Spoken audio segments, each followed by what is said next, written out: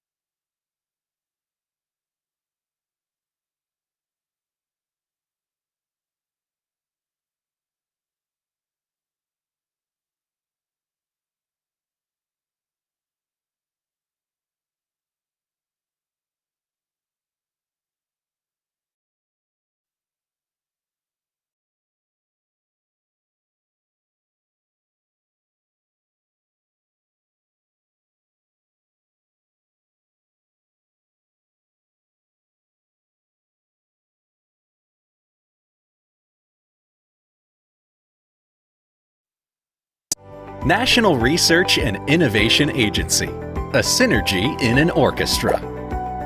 Established through the Presidential Regulation Number 78 of 2021 about the National Research and Innovation Agency.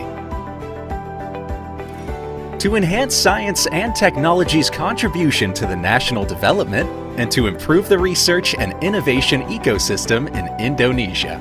The National Research and Innovation Agency is a government agency that is directly responsible to the President of the Republic of Indonesia. Consists of 7 deputies, supported by 12 research institutes, have 85 research centers, Executive Secretariat, Executive Inspectorate, Center for Data and Information, Center for Technology Services, and Polytechnic Institute of Nuclear Technology Indonesia. Through the 3 directions: science and technology resources mobilization, providing a favorable research ecosystem, building an economy foundations based on research. The presence of National Research and Innovation Agency is to achieve Indonesia's goals as a developed country in 2045. Also to make Indonesia as a global reference for sciences, bringing advantages on science and technology development, policy making, and societies.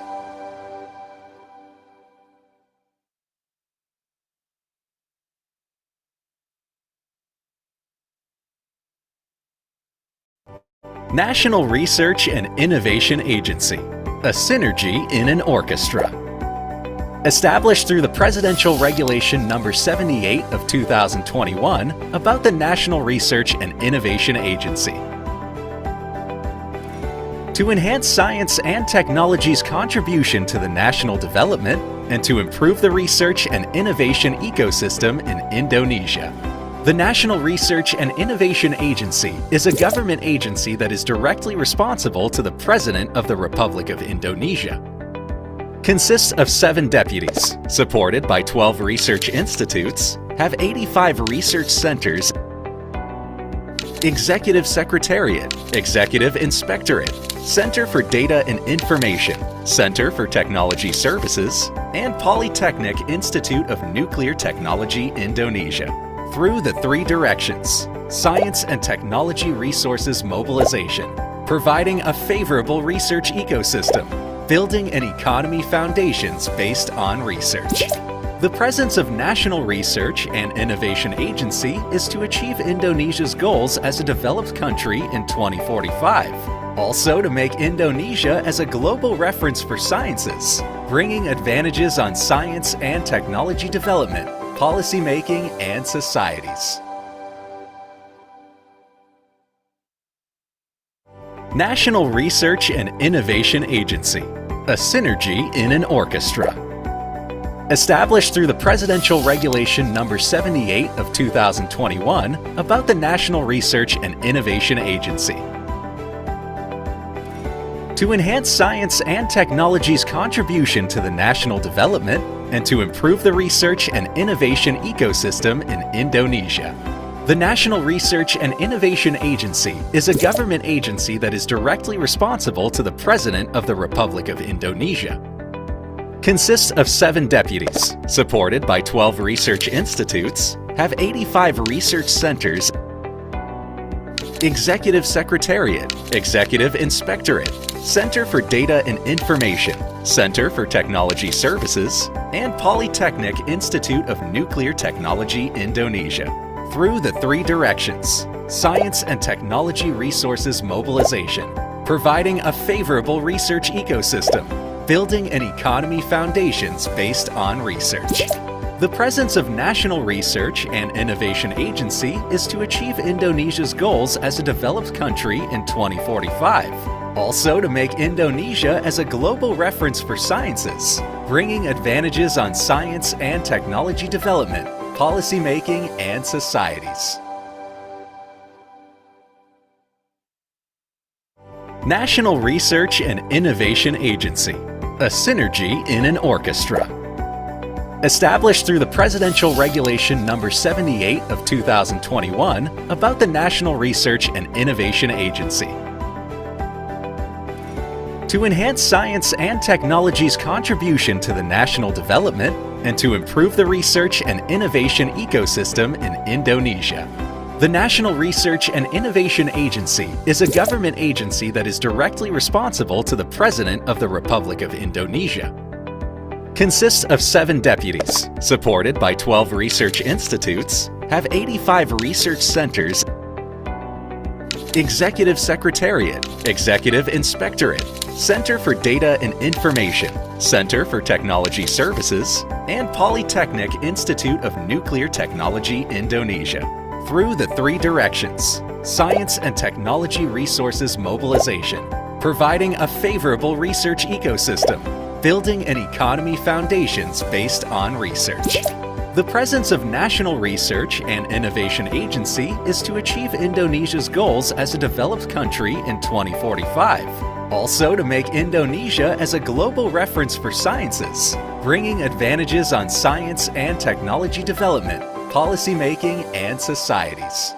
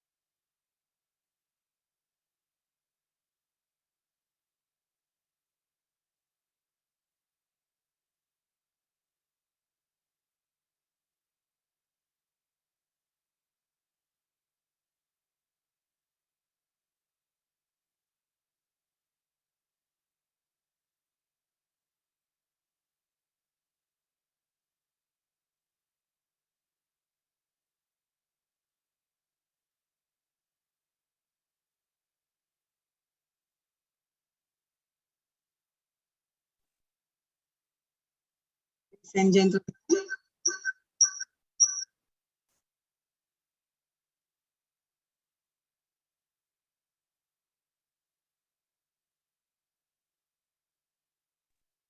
ladies and gentlemen, good morning. Our forum is going to start in 5 minutes. Please be prepared.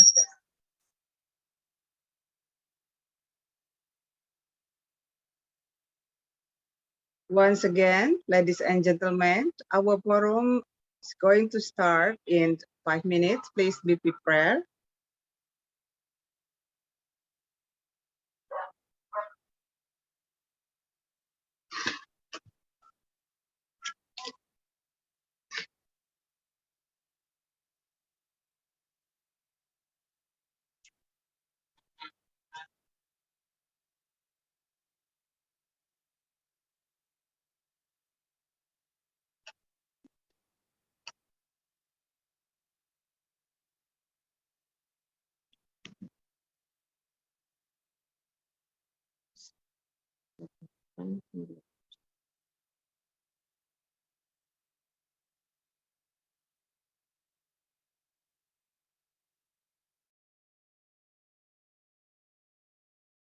Recording in progress.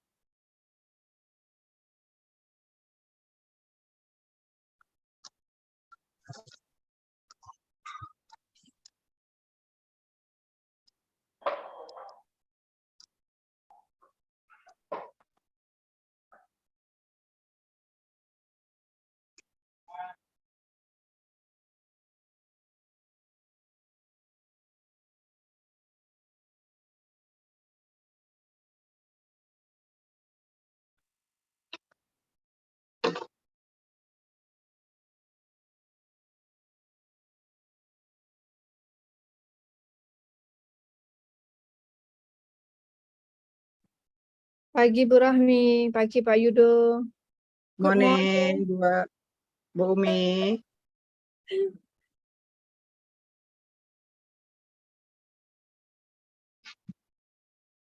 Kita ada masalah. There's a technical problem with Pak Nawaz Sarif. We have to try to enter the Zoom link. Maybe it takes about 10 minutes.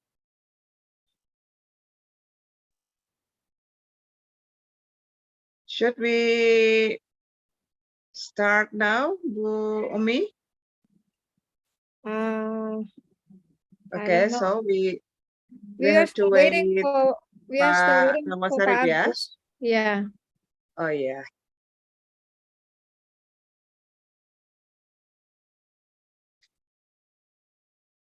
Do we have our Secretary General from the Ministry of Industry, Bu Rahmi?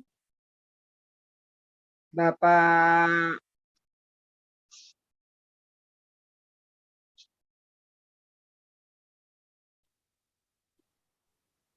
Dodi Widodo, is there? Are you here right now, Bapak Dodi Widodo from Ministry of Industry, Republic of Indonesia? Pak Dodi Widodo is not join us yet, Bu Umi. He's still waiting for a moment. Yeah. Is Pak Agus Eko Nugroho is here, Bu Umi? No, not yet. Not yet. Okay. Yeah, he's aware. So let me share the link. Maybe. Yeah.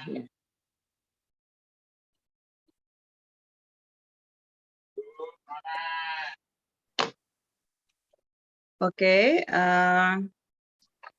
Ladies and gentlemen, while we waiting guests and keynote speakers to join us in our forum, Assalamualaikum warahmatullahi wabarakatuh. Peace be upon you. Salam sejahtera. Om Santi Santi Om. Namo Buddhaya. Salam kebajikan. Okay. Very good morning for all. We are delighted to welcome you to this special forum, a half-day webinar entitled Safe Engineer Sustainable Economic Development through National Industry Globalization. Our special forum is jointly organized by the Research Center for Economics of Industry, Services and Trade, BRIN, in collaboration with the Directorate of Policy Formulation, Research, Technology and Innovation, BRIN, and also the Ministry of Industry of Indonesia. Why this forum is so special? Because through this forum, we all encourage to open the discourse of the formation of, we call it National Industry Globalization Initiative, or NIGI in Indonesia. Before we start with our agenda, let me show you our agenda of National Conversation Webinar today, date 23rd of August 2022, where our keynote speaker will be Professor M. Nawaz Sarif. We will start at 8:30 and we'll be start with welcome address by Secretary General of Ministry Industry. Will be delivered by Bapak Insinyur Dodi Widodo, MSI. And after that welcome address, we will entering our ultimate session of the National Conversation Webinar. There is a main session will be delivered by Dr. Umi Muawana as a moderator of the National Conversation webinar. The first session will be presented the introduction of the webinar, and second session is overview of the webinar topics and program by Professor Nawaz Sarif, and the third session will be present an inaugural address by our head research organization of government, economic, and social welfare, delivered by Dr. Agus Eko Nugroho, Sarjana Ekonomi, Master Application of Economic.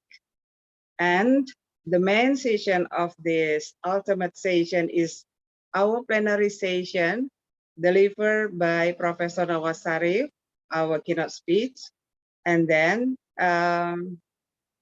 will be completed by invited speaker Bapak Febi Setio Haryono SHMSI from Ministry of Industry of Indonesia. After the ultimate session, we'll be entering the open discussion for arriving a common recommendation led by Dr. Umi Muawana. And we will end the agenda of the National Conversation webinar at today's webinar with closing session delivered by our Secretary Deputy of Research, Technology and Innovation BRIN. Okay, is Bapak Nawaz Sarif in our room Zoom? Not yet. Not yet. Oh, how about Bapak Dodi Widodo, General Secretary Ministry of Industry, Republic of Indonesia? Is he in our room now? Not that we know of. Okay.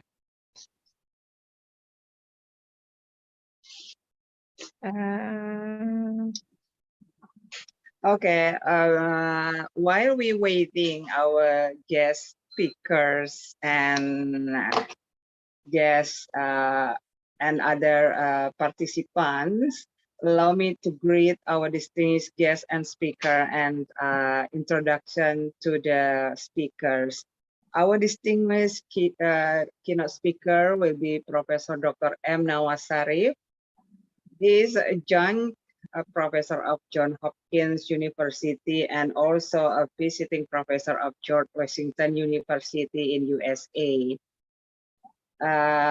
Actually, Prof. Nawaz Sarif is very famous name in the world. It's the same name with the former Prime Minister of Pakistan, Abu Umiyah. Professor Nawaz will be deliver the keynote speech now.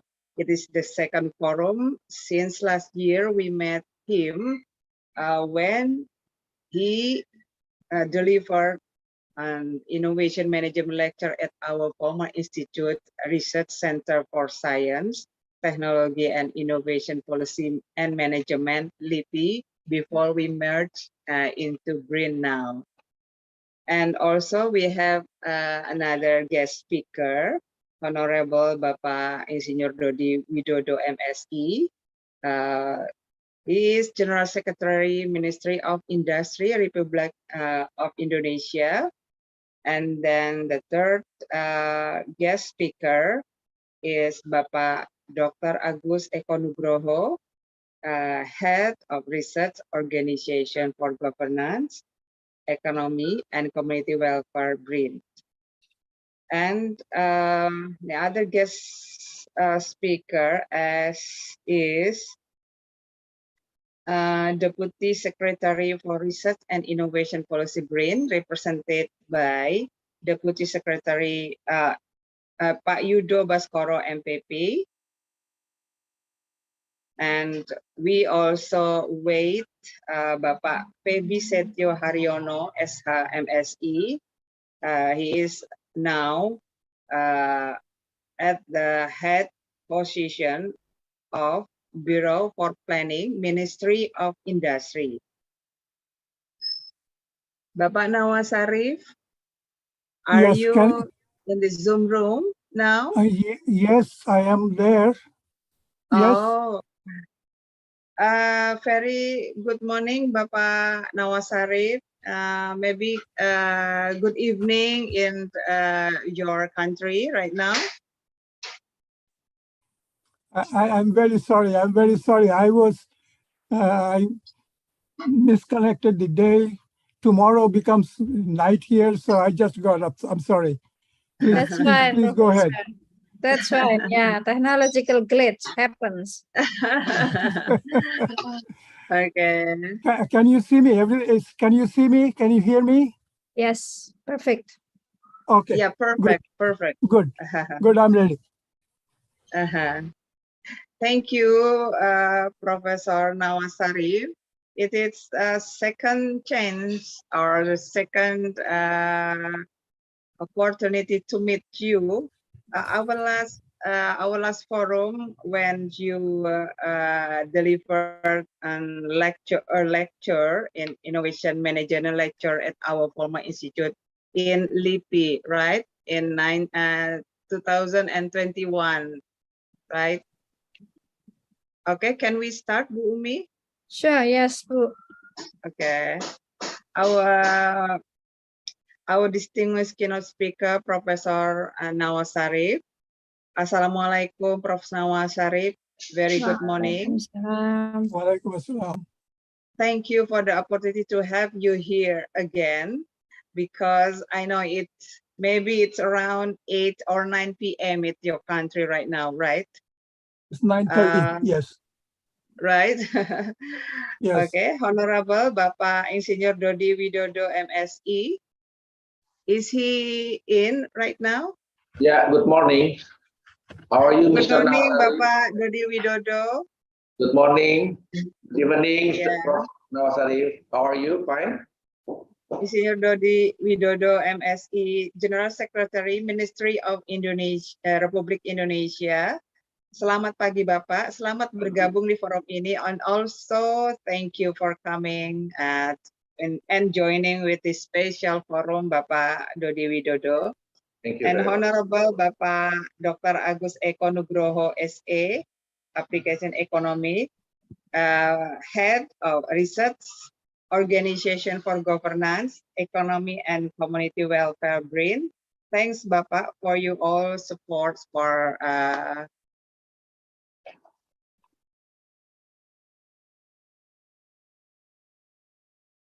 Pak Agus Eko is joining us right now. Yes, speak can, Prof. Thank you, Bapak. And let me greet our other guest of speaker, Honorable Bapak Yudo Baskoro, MPP, Deputy Secretary of Policy for Research and Innovation. Selamat pagi, Bapak. Thank you for joining the webinar. Thank you. And also Honorable Bapak Febi Setio Haryono, SHMSI, Head of Bureau for Planning, Ministry of Industry.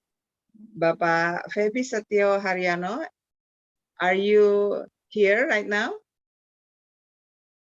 Yes, ma'am. Good morning, Okay. all. Thank you. Good morning. Thanks for your attending right now. Before continuing our detailed agenda, allow me to announce the ethics and rules of the forum. Please, host, to show the slides of the ethics and rules. Of course, this is the general ethics and rules. For example, always be polite and considerate and keep your microphone mute until you're allowed to talk. And then please use the chat feature to communicate one-to-one with others. And then anybody sharing inappropriate content will be banned. The forum can be accessed both via Zoom and YouTube. Preferably, we recommend you to access via Zoom first. Please keep the questions short and to the point. Please rename your attending by following format: name and affiliation in order to recognize your affiliation. Please write question as the talk progresses in the chat box. The host will send you link in the chat box. Please keep the question short and to the point. The host and moderator will select the attendee to call upon the questions and respond to the speaker during the discussion session. And also, the host will launch the link tree to access the attendee list, virtual background, and materials of the webinar. Please ensure your email and the full name are correct in the attendee list. Your right name will be in the certificate and sent via email or other access data after the forum. The attendee list will be activated at the last session of the forum. Thank you. Okay.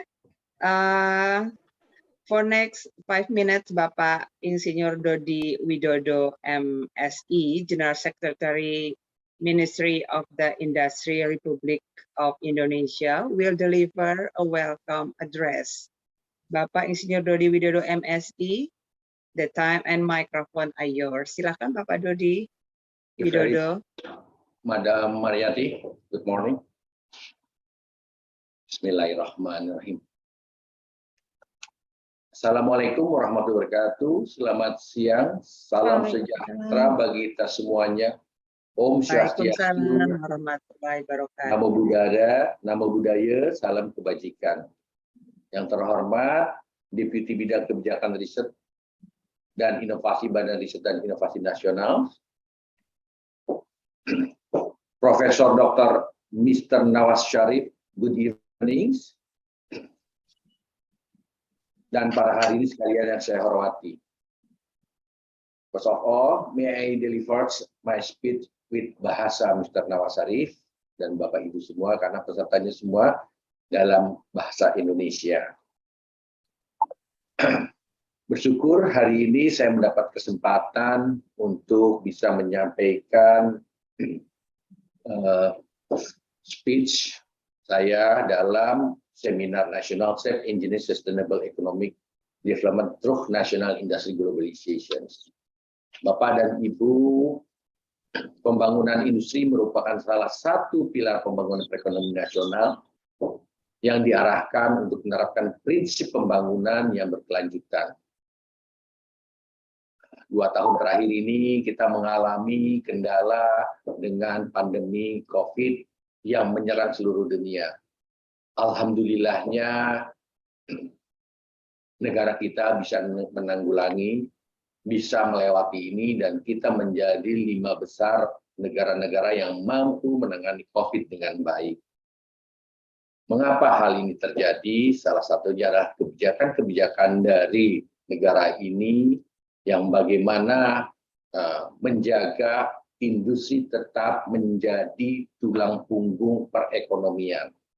Tentunya izinkan saya sebagai Sekretaris Jenderal Kementerian Perindustrian menyampaikan bahwa dalam menangani pandemi ini kami tetap berusaha untuk menjaga pertumbuhan industri dan industri tetap berjalan sebagai tulang punggung perekonomian Republik Indonesia ini.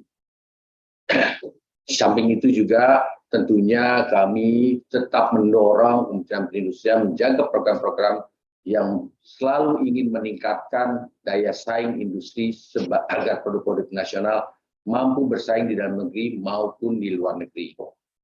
Dengan situasi yang penuh tantangan ini, alhamdulillah apabila kita lihat dari slide kami di depan, di mana pertumbuhan industri pengolahan non-migas pada triwulan tahun 2022 sebesar 4,33%. Pertumbuhan ini ditopang oleh sektor industri logam dasar 15,79%, industri tekstil dan pakaian jadi sebesar 13,74%, dan industri kulit, barang kulit, serta alas kaki sebesar 3,12%. Kontribusi sektor manufaktur pada triwulan 2 mencapai sebesar 16,1%, di mana angka ini merupakan tertinggi di antara sektor ekonomi lainnya. Sektor industri makanan dan minuman masih menjadi kontributor utama sebesar 6,14%. Industri kimia farmasi dan obat tradisional sebesar 1,78%, dan industri barang logam komputer di barang elektronik optik dan peralatan listrik sebesar 1,40%. Semua ini juga menggambarkan bahwa sektor industri tetap tumbuh.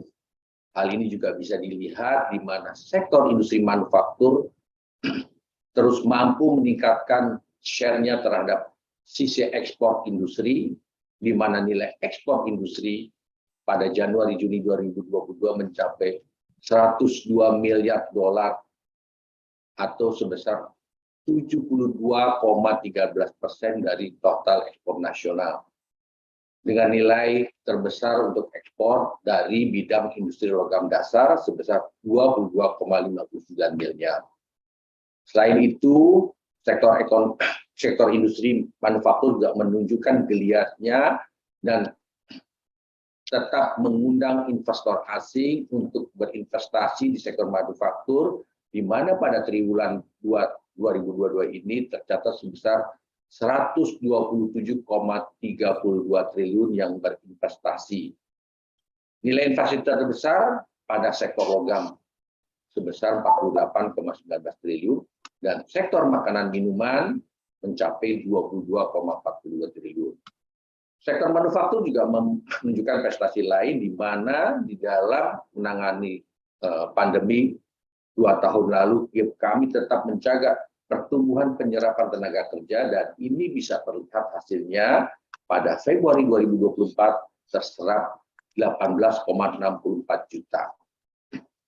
Sedangkan kalau kita lihat geliatnya dengan indikator Purchase Manager Index, di mana indikator 50 menunjukkan angka bahwa sektor manufaktur tetap bergerak dan tetap berekspansi.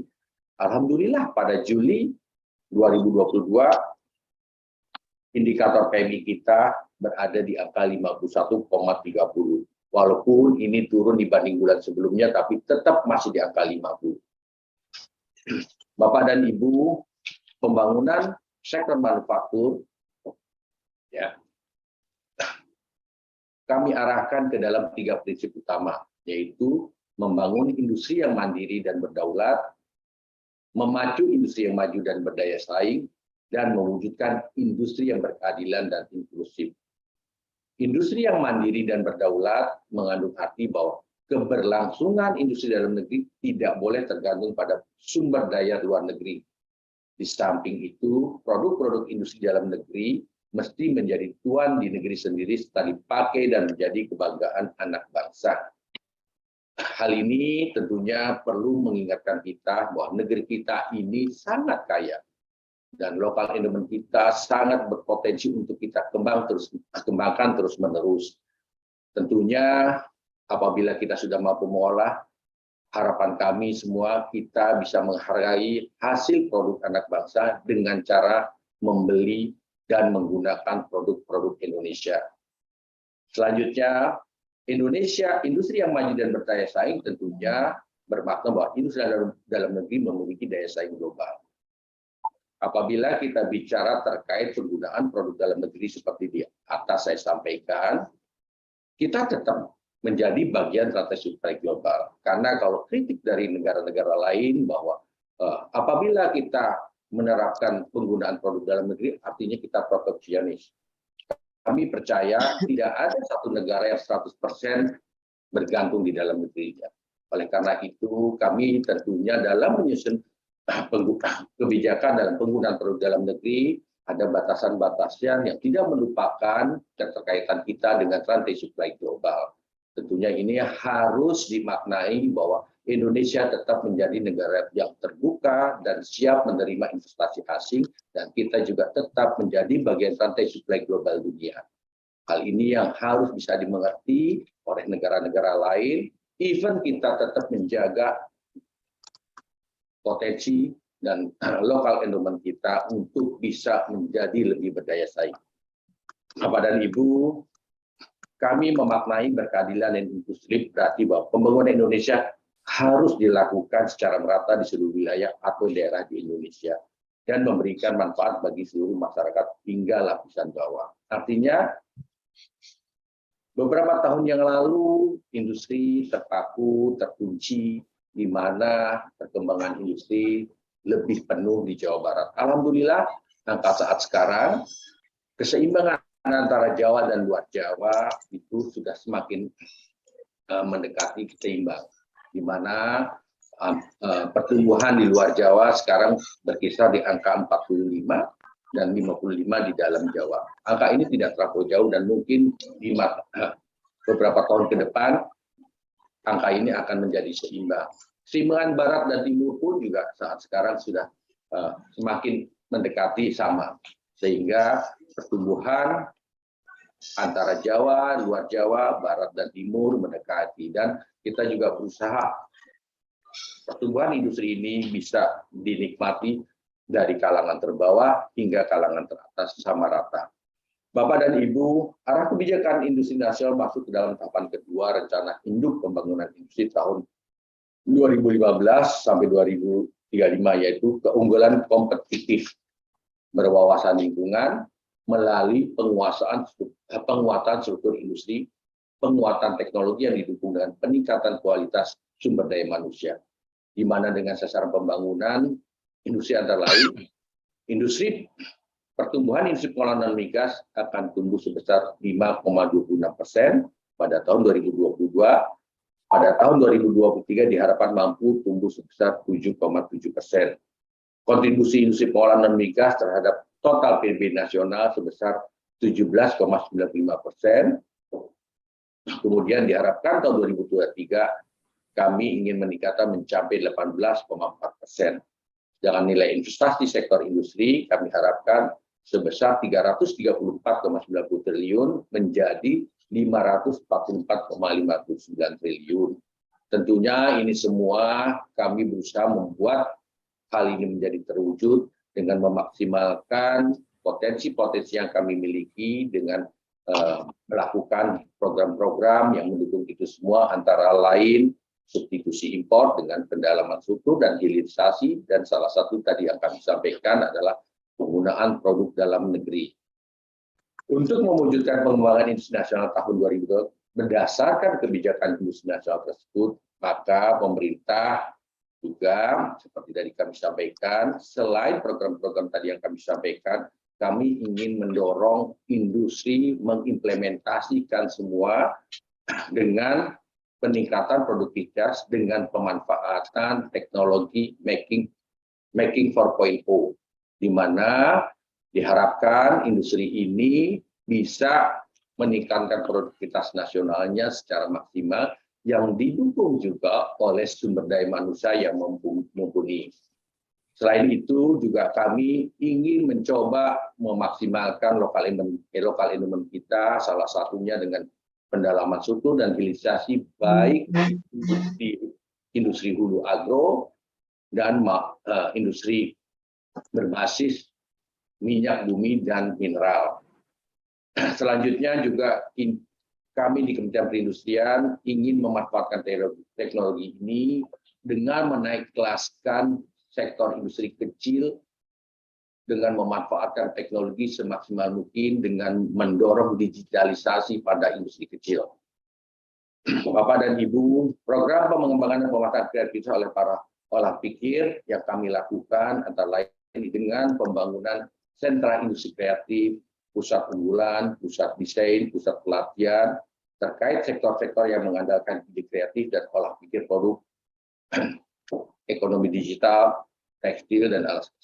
Kami, Kementerian Perindustrian, sudah memiliki Bali Creative Industry Center, dan saat ini kami juga sedang mengembangkan Indonesia Manufacturing Center, semuanya guna untuk mendukung baik di dalam program-program pendalaman struktur, hilirisasi, penggunaan TKDN, dan substitusi impor juga. Selain itu juga kami mencoba memaksimalkan potensi anak-anak bangsa dengan memaksimalkan dan meningkatkan kemampuan sumber daya manusia kami guna menjadi tenaga kerja industri yang berinovasi, yang berkreasi, menghasilkan produk-produk yang mampu berdaya saing di dunia global. Bapak dan Ibu, tentunya semua ini tidak lepas dari dukungan anggaran yang harus bisa mendorong harapan-harapan kami di atas maksimal mungkin. Untuk itu, kami juga melakukan kerjasama di dalam pengembangan itu, baik sumber daya manusia maupun digital. Beberapa kebijakan yang telah kami usulkan dan alhamdulillah menjadi kebijakan nasional, antara lain adalah tax reduction tax untuk pengembangan sumber daya manusia maupun pengembangan inovasi yang antara 200 sampai 300% dari biaya yang dikeluarkan. Bapak dan Ibu, tentunya keinklusifan pengembangan industri ini perlu didukung antara lain dengan pengembangan program industri kecil yang mengimplementasikan teknologi yang seperti kami sampaikan. Banyak sekali kami telah melakukan program-program itu, antara lain pelatihan-pelatihan kepada sumber daya manusia industri kecil untuk memaksimalkan digitalisasi dan implementasi daripada industri kecil. Beberapa program-program itu sudah berjalan saat ini, dan antara lain dalam penanganan pandemi kemarin kami juga melatih industri-industri, antara lain industri makanan minuman itu untuk bisa tetap bangkit dan hidup di dalam masa pandemi kemarin. Dan alhamdulillah sektor makanan minuman di industri kecil menjadi bagian memberikan share besar pada kelangsungan industri. Saat ini Bapak Ibu, kami terus mendorong industri dalam negeri untuk tetap menjadi tuan rumah dengan kebijakan program-program yang sangat mendorong penggunaan produk dalam negeri. Bapak dan Ibu mungkin sudah mendengar beberapa program yang Bapak Presiden sampaikan bahwa setiap 400 triliun belanja pemerintah itu bisa membangkitkan 1,72 PDB. Oleh karena itu, mari dalam forum ini, Bapak dan Ibu, saya ingin menggugah Bapak dan Ibu.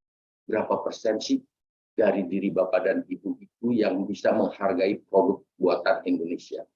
Sekali lagi, tanpa kepedulian Bapak dan Ibu untuk menggunakan produk dalam negeri, omongan saya hari ini tidak akan bermanfaat. Omongan dan himbauan Bapak Presiden untuk penggunaan produk dalam negeri pasti tidak akan berhasil mendorong industri dalam negeri.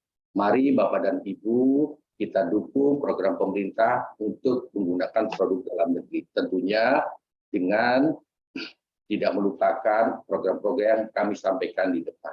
Sekali lagi, mohon dukungannya dan terima kasih atas kesempatan yang telah diberi pada hari ini. Mohon maaf lebih dan kurangnya. Selamat untuk berkonferensi dan berseminar. Terima kasih banyak. Assalamualaikum warahmatullahi wabarakatuh.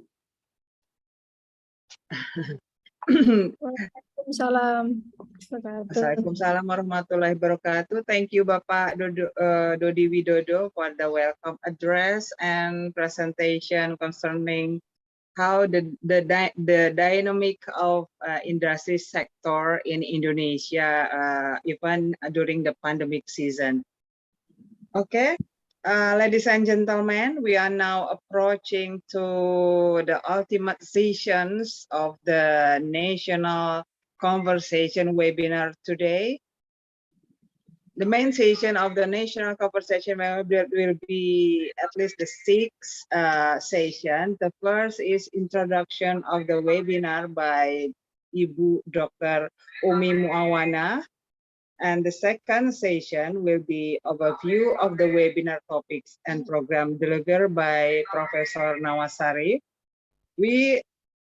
After that, we will hear the inaugural address by Dr. Agus Eko Nugroho, and the centers of the session is a plenary session delivered by Professor Nawasari. And we also have an invited speaker from Ministry of Industry, Bapak Febi Setio Haryanto SHMSI. And the end of the session, of the ultimate session, will be end by the open discussion for arriving at the common recommendation. Yes. Led by Dr. Umi Muhammana. Okay, but before we join the session, please turn on your camera to take a picture. Please host and team di balik layar give assistance to take a picture. And don't forget to use your virtual background inserted from Linktree or in chat box. Okay, please open your camera on and we take a picture. Mas Maul, can you help us to take several times to take a picture? Maybe it takes 2 or 3 screens.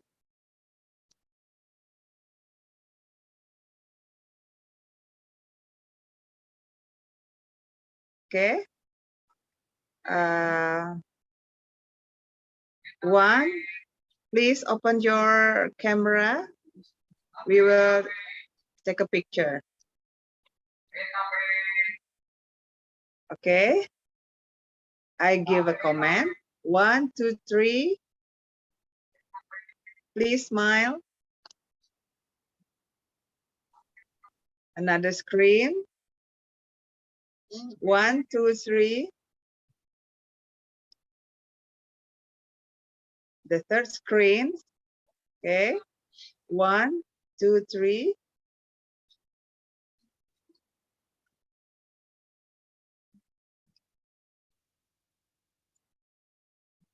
The fourth screen. 1, 2, 3.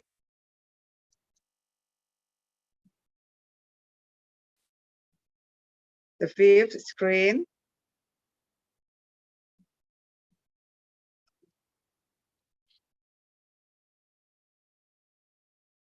The sixth screen.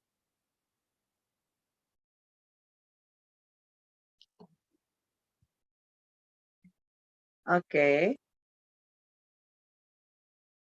Okay. Thank you. Okay. For our ultimate session, please welcome Bu Umi Muawanah, PhD. She is the head Research Center for Economic of Industry, Services and Trade as a moderator to the following main session. Bu Umi, the room is yours. Thank you. Thank you very much. Assalamualaikum warahmatullahi wabarakatuh. Waalaikumsalam warahmatullahi wabarakatuh. I hope we are all in a good health and prosperity, and thank you very much, Bapak Secretary General. Inshallah, ya, our daily lives based on our local products, especially my hijab, at least. Thank you. So we will have a mix. So we will have in Indonesia as well as in English, and we have heard all the wide experience of our keynote speakers. We have heard the welcome address from the Mr. Secretary General of Ministry Industry, how the policy to strengthen and going forward for strong industries in Indonesia as the source of economic development. So we were very happy to hear from Pak Dodi Widodo. And now I think we all know Indonesia is developing, reaching at the middle income now, but we don't want to be trapped at the middle income trap. That's what always our chairman mentioned to us, and many of us believe that globalization of our industry is one of the solution.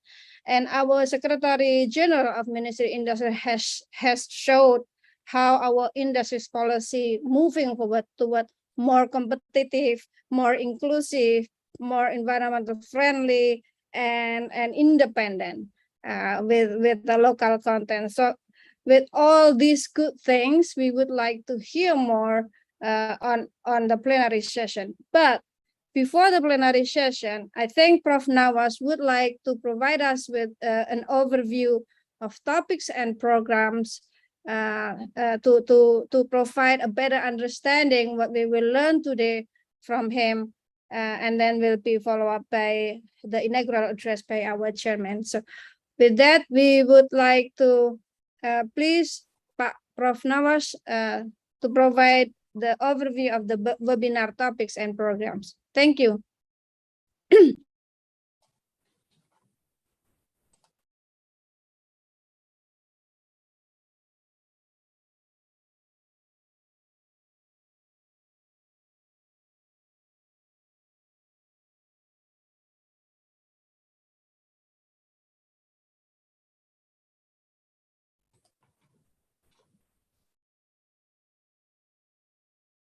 First of all, I'd like to congratulate my Indonesian friends on your 77th Independence Day anniversary. Thank you. Assalamualaikum, friends. I'm Nawaz Sharif. It's indeed a privilege for me Waalaikumsalam warahmatullahi wabarakatuh. to be given this opportunity to speak in this webinar. I express my gratitude to the leadership of Badan Riset dan Inovasi Nasional, BRIN, for organizing this webinar. My sincere thanks to all of you for honoring me today by your online presence. Thank you. I will give a very brief overview of the webinar topic and program. In a very short sentence, I could say, global business success through industrial technology innovation is the topic that we're going to talk about. And very briefly, I'll mention the genesis and the essence. Here's the genesis. We start by recalling a chat between two world-famous innovators of two world-famous innovative companies that went viral in the internet. Some of you may be familiar with that. The two people are from Apple, Steve Jobs, and from Microsoft, Bill Gates. And this is how the chat went. Steve Jobs says, remember when we were short of money? Bill Gates says, no. How about you? Me neither. Then Bill Gates says, I went to a bank yesterday to talk about a loan. Well, what do you need a loan for? This is what Bill Gates said. I don't, the bank does. Just think about it. Bill Gates says, I don't, the bank does. Then I give you here a little bit of a fact. The 2021 year-end market cap of these two big companies, famous companies, Apple and Microsoft. Apple was $2.9 trillion US. Microsoft was $2.6 trillion US. If I compare those with the 2020 GDP of Asian developing countries, it varies between $80.7 billion, this is Sri Lanka, and $2.66 trillion, India. But Indonesia, I guess the number is $1.06 trillion for 2020. But please think for a second. The country's GDP is, your country's GDP is $1.06 trillion, whereas each of these companies, $2.9 trillion, $2.6 trillion. So I make some remark. Both high-tech companies, through global business, created enormous amount of wealth for their owners as well as their countries. An interesting observation from the chat. Wealthy owners don't need to borrow money from bank. Successful entrepreneurs can give money to the bank. Please remember that. Now I come to the essence of the webinar. The motto that I have in my mind is technological innovation is the master key for turning new ideas into cash through business by acquiring global market competitiveness. Technological innovation is the master key for turning new ideas into cash through business by acquiring global market competitiveness. Philosophically, I can say technology, which you are very familiar with, technology is a game for the rich, a dream for the poor, and a key for the wise. Technological innovation is the master key for sustainable economic development through industry's globalization in the current competitive world setting. And here at the bottom, this is the workspace. Innovation is turning ideas into cash by global product marketing. So idea, we try to build global presence in selective goods and services for strong business outcome, which is money.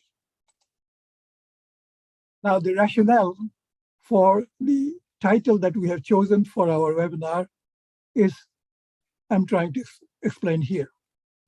Perhaps the most critical existential issue faced by developing nations in the current visibly hostile global political economic milieu is to immediately arrest and very quickly reverse the ever-widening prosperity gap between developing and industrialized nations.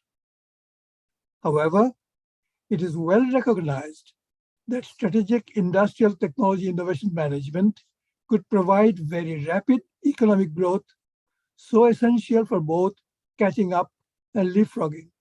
You will hear I talk a lot about catching up and leapfrogging because we are behind. We want, as you have just mentioned a few minutes ago, we want to become a developed country.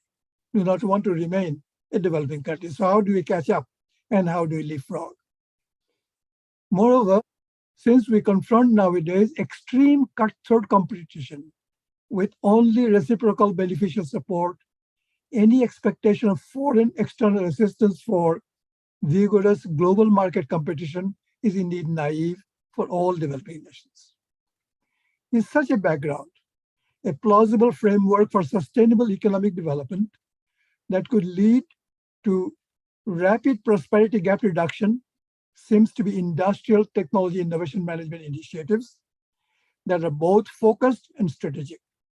Such initiative should guide local industrial enterprises to producing high demand, globally competitive products for trade, and it should also enable some successful national industries become powerful global corporations. So, given the above reasoning, our national conversation webinar title is Self-Engineered.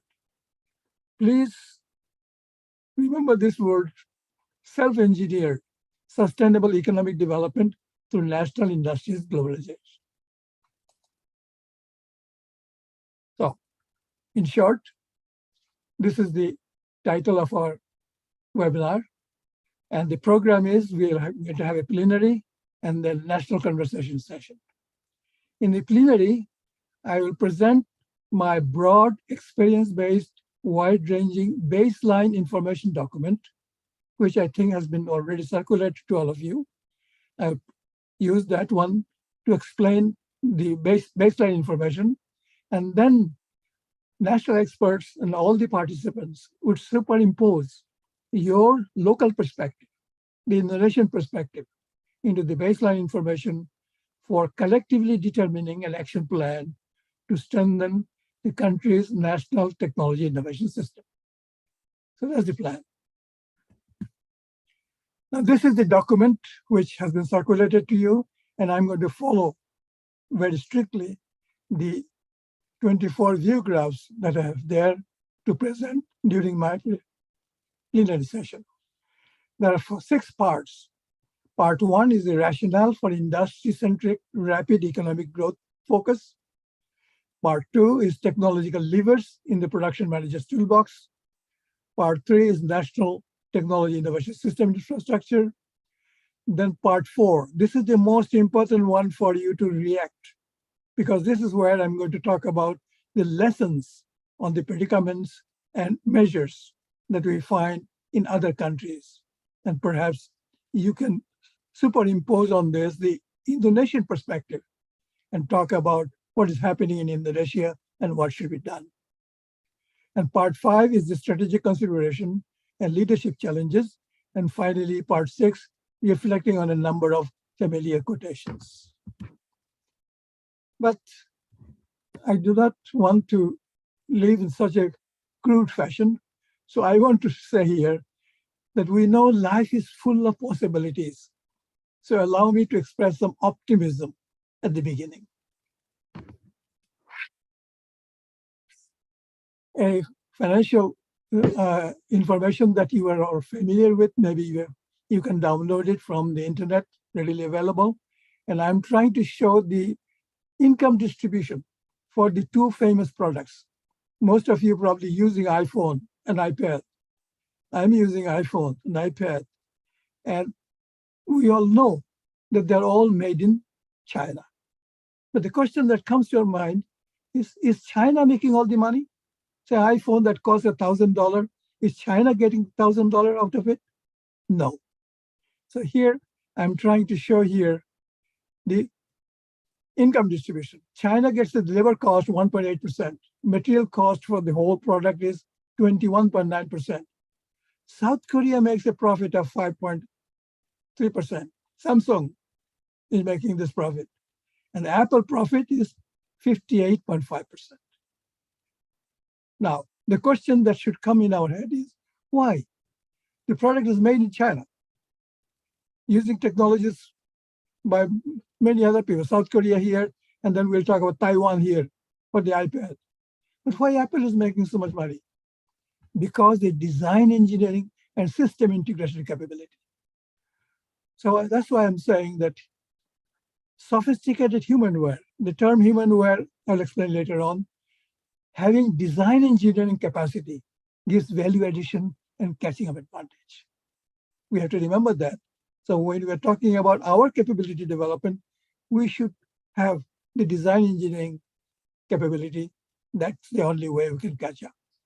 If you look at the iPad, you find that here I have added called Taiwan profit. Where is Taiwan profit coming from?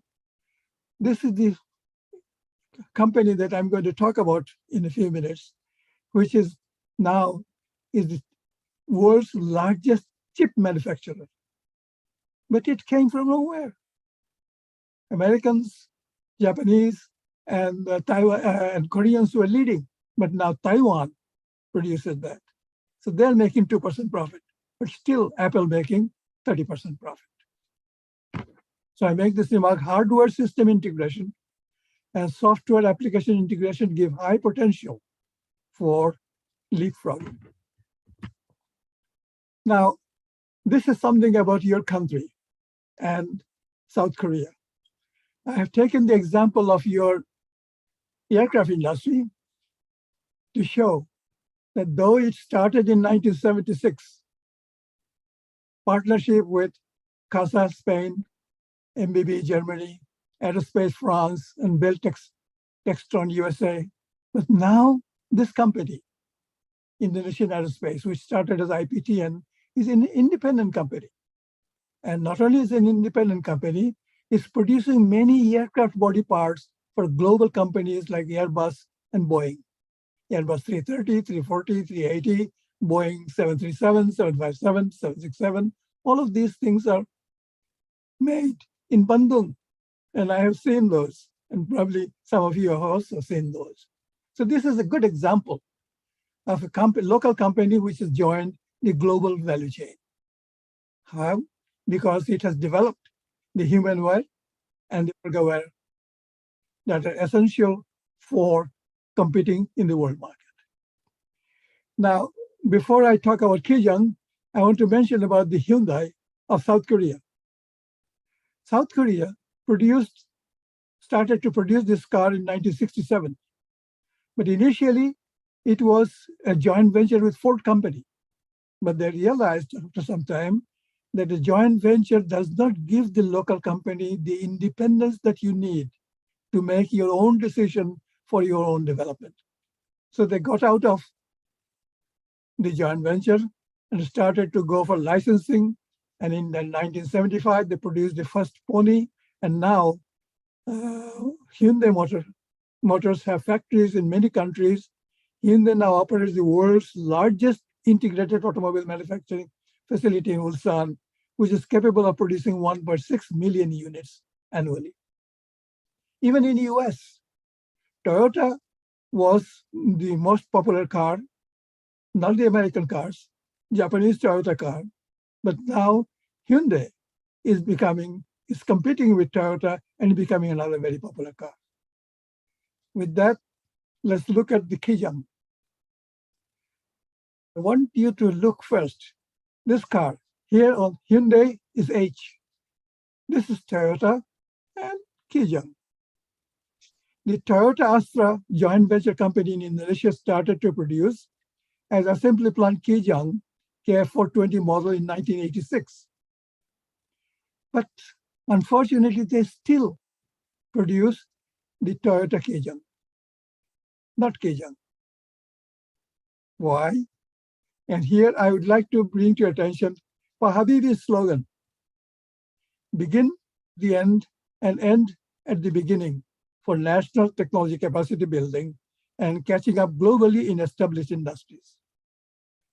This Astra company may become, like Hyundai, a global company if it follows Habibie's instructions.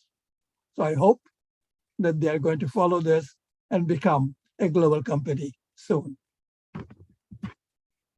Now this chart I have, I'm not going to read it now because this is also in the last view graph that I have for my plenary document, which you're going to read later on. The only thing that I want to bring to your attention here is the people of a developing country are themselves responsible for its sustainable development. This is a realization that we must have. We cannot expect others to help us to compete in the market. So we should avoid white lies, plain lies, damn lies, and statistics, which are not very good. And you can read this later on when I get into the plenary session. One more point I want to make here, also for us to remember that we can fool all of the people some of the time and some of the people all of the time, but cannot fool all of the people all the time. Creating a better future for all the people is a core duty for all our officials. We must remember this. So my optimism is based on the fact that we are together today, even in this meeting where I see there are 176 participants. We are together today and we are designing self-engineered sustainable development. That gives me optimism. Thank you very much. Now from me, you're invited to the webinar plenary and the conversation. Bye for now. See you again.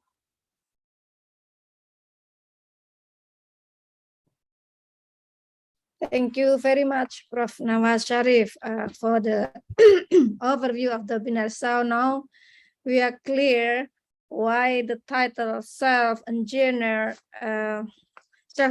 sustainable economic development through national industries globalization that we are having now. And I would like to reiterate that this webinar is co-jointly between the Deputy for the Research, Technology and Innovation of BRIN and the Research Organization of Governance, Economics and Welfare. And we have heard and learned many of the philosophical background of this webinar and insights from Prof. Nawaz Sharif. Now we turn to some opening remark, or we call it inaugural address by our chairman, Dr. Agus Eko Nugroho, chairman of the Research Organization, Governance, Economy and Welfare, Communities Welfare. With that, time and screen are yours, Pak Agus. Thank you, Bumi. Yang terhormat Prof. Nawaz Sharif, our keynote speaker. Yang terhormat Bapak Dodi Widodo, General Secretary the Ministry of Industry of Republik of Indonesia. Bapak Febi Setio Haryanto, Bureau of Planning, the Ministry of Industry, Deputy Head of Research Organization, Director and Heads of Research Center from BRIN, representative of industry, university and science community, and distinguished guests and speakers, participants, ladies and gentlemen. Good morning, Assalamualaikum warahmatullahi wabarakatuh. Salam sehat, salam sejahtera untuk kita semua.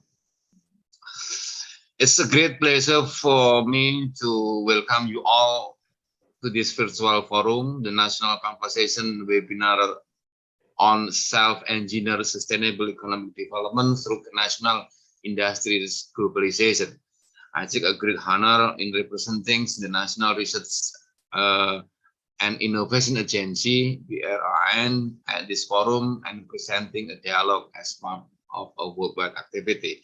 With the rapid progress of science and technology nowadays, it has increased urgency of having strategic industrial technology innovation management for catching up with the neighboring countries or even the developed countries. For Indonesia, of course, that implementing science and technology policy has been a very long-term challenging. We face many, I think, or several constraints such as limited SDA budgeting, lack of priority setting, lack of policy coordination and continuity. Indeed, of course, that synergy between regulator and policymaker, industry networks, and also research and development institutes are very vital for this country. Today, the global transformation has forced at a very high speeds than ever. And the impact of the technological progress of the industry of 4.0 is inevitable and also profound. And in this response, in 2018, I think the Ministry of Industry of Republik Indonesia has launched Making Indonesia 4.0 as a technological achievement roadmap for Indonesia to be one of the top 10 world economy in 2030.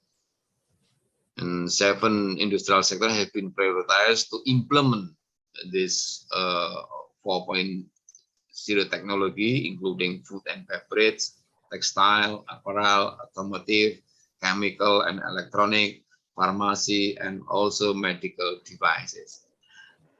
However, the average value of the national industry Indonesia Industry 4.0 Readiness Index, the scale 4.0 and self-assessment, but it's account for only 2.14. I think then it's a long way to go, I think. And of course, then the study has found at least 4 areas and are very affected by industrial revolution 4.0. The first is, I think that's the improvement on productivity, improvement on revenue growth. Also, the third is probably the employment, especially decent jobs, and the fourth is investment on knowledge-based economy. Ladies and gentlemen, as the only National Research and Innovation Agency in Indonesia, BRIN was established by President Joko Widodo through President Regulation number 74 of 2019 concerning the National Research and Innovation Agency. Our national research asset and resources are merged to be more efficient and effective in bridging innovation in a frontier technology. BRIN comprises 8 deputies, 14 research organizations, and 85 research centers through institutional reform. So I think it's a huge institution for this country. And the research organization, especially for governance, economic, and community welfare, we have a research center for economic and of industry, service, and trades, jointly collaborating with the Directorate of Policy Formulation for Research, Technology, and Innovation, has initiated to take part in the nation of national industries globalization. Ladies and gentlemen, today, National conversation webinar is very essential to raising stakeholders' awareness, expert, policymakers, researchers from various research and development institutions and university practitioners of private industry can share their knowledge and experience, particularly on science and technology development for sustainable economic development through national industrial globalization.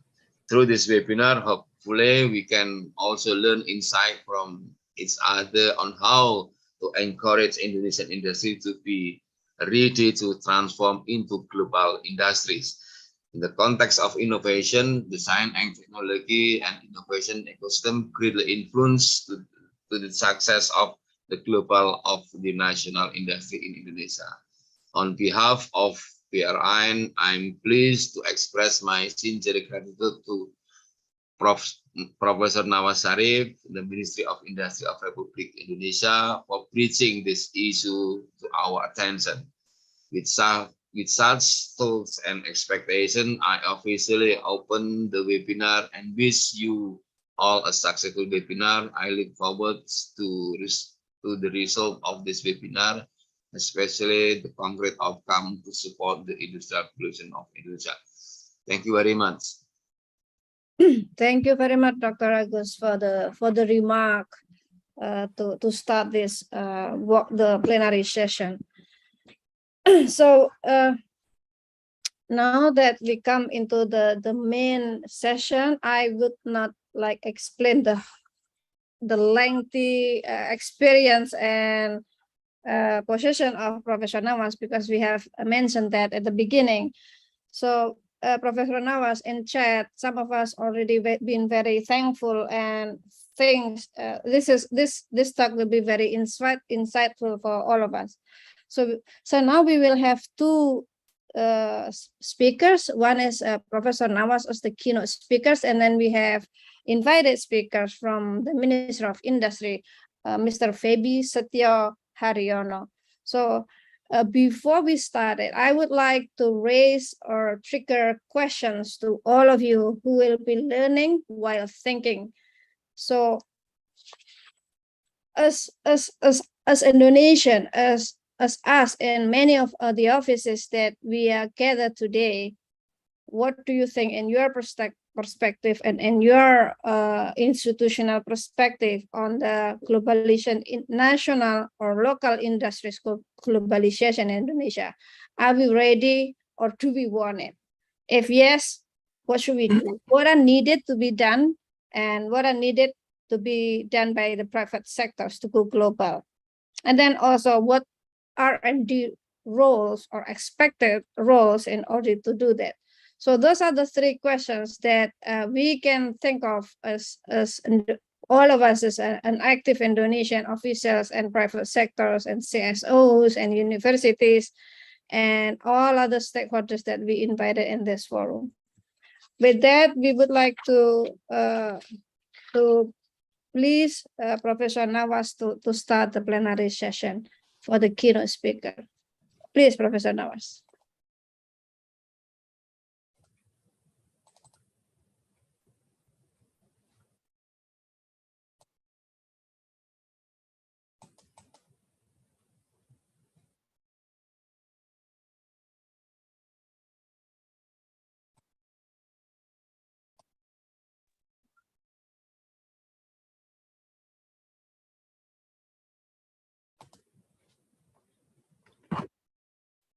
Okay, I can start now. You can hear me? Yes. Thank you. This is the cover page of the document that I believe circulated to all of you.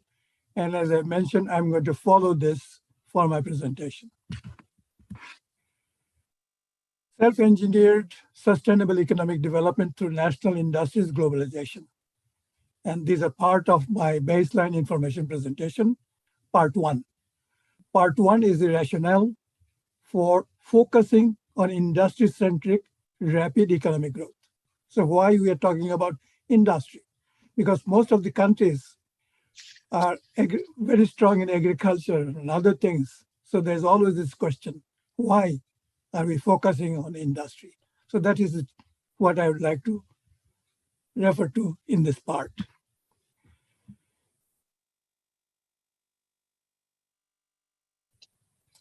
The foundation.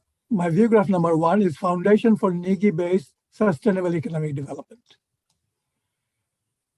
Please note the burning gap issue faced by developing countries. We are talking about a gap. And the gap issue between the developing and developed country is how to arresting and reversing the currently widening prosperity gap through industrial technology innovation-driven rapid economic growth for sustainable development. Because the gap is widening, so we need rapid economic growth. Slow economic growth is not going to allow us to reduce the gap. The gap is going to be more and more. And the lesson I just mentioned in my introductory remarks, that the lessons learned from already industrialized countries' experience suggest that technological innovation enables turning new ideas into cash through business. And competitive advantage-based global business can generate national wealth. That's what we talked about when he explained the case of Apple and Microsoft. Yes, why? Wealth can give us prosperity. So this is our focus. So the National Industries Globalization Initiative, the NIGI framework that I have suggested and you have incorporated in your program, is how goods and service enterprises of our countries can leverage technological innovation for successful global business so that our national wealth grows. This is NIGI.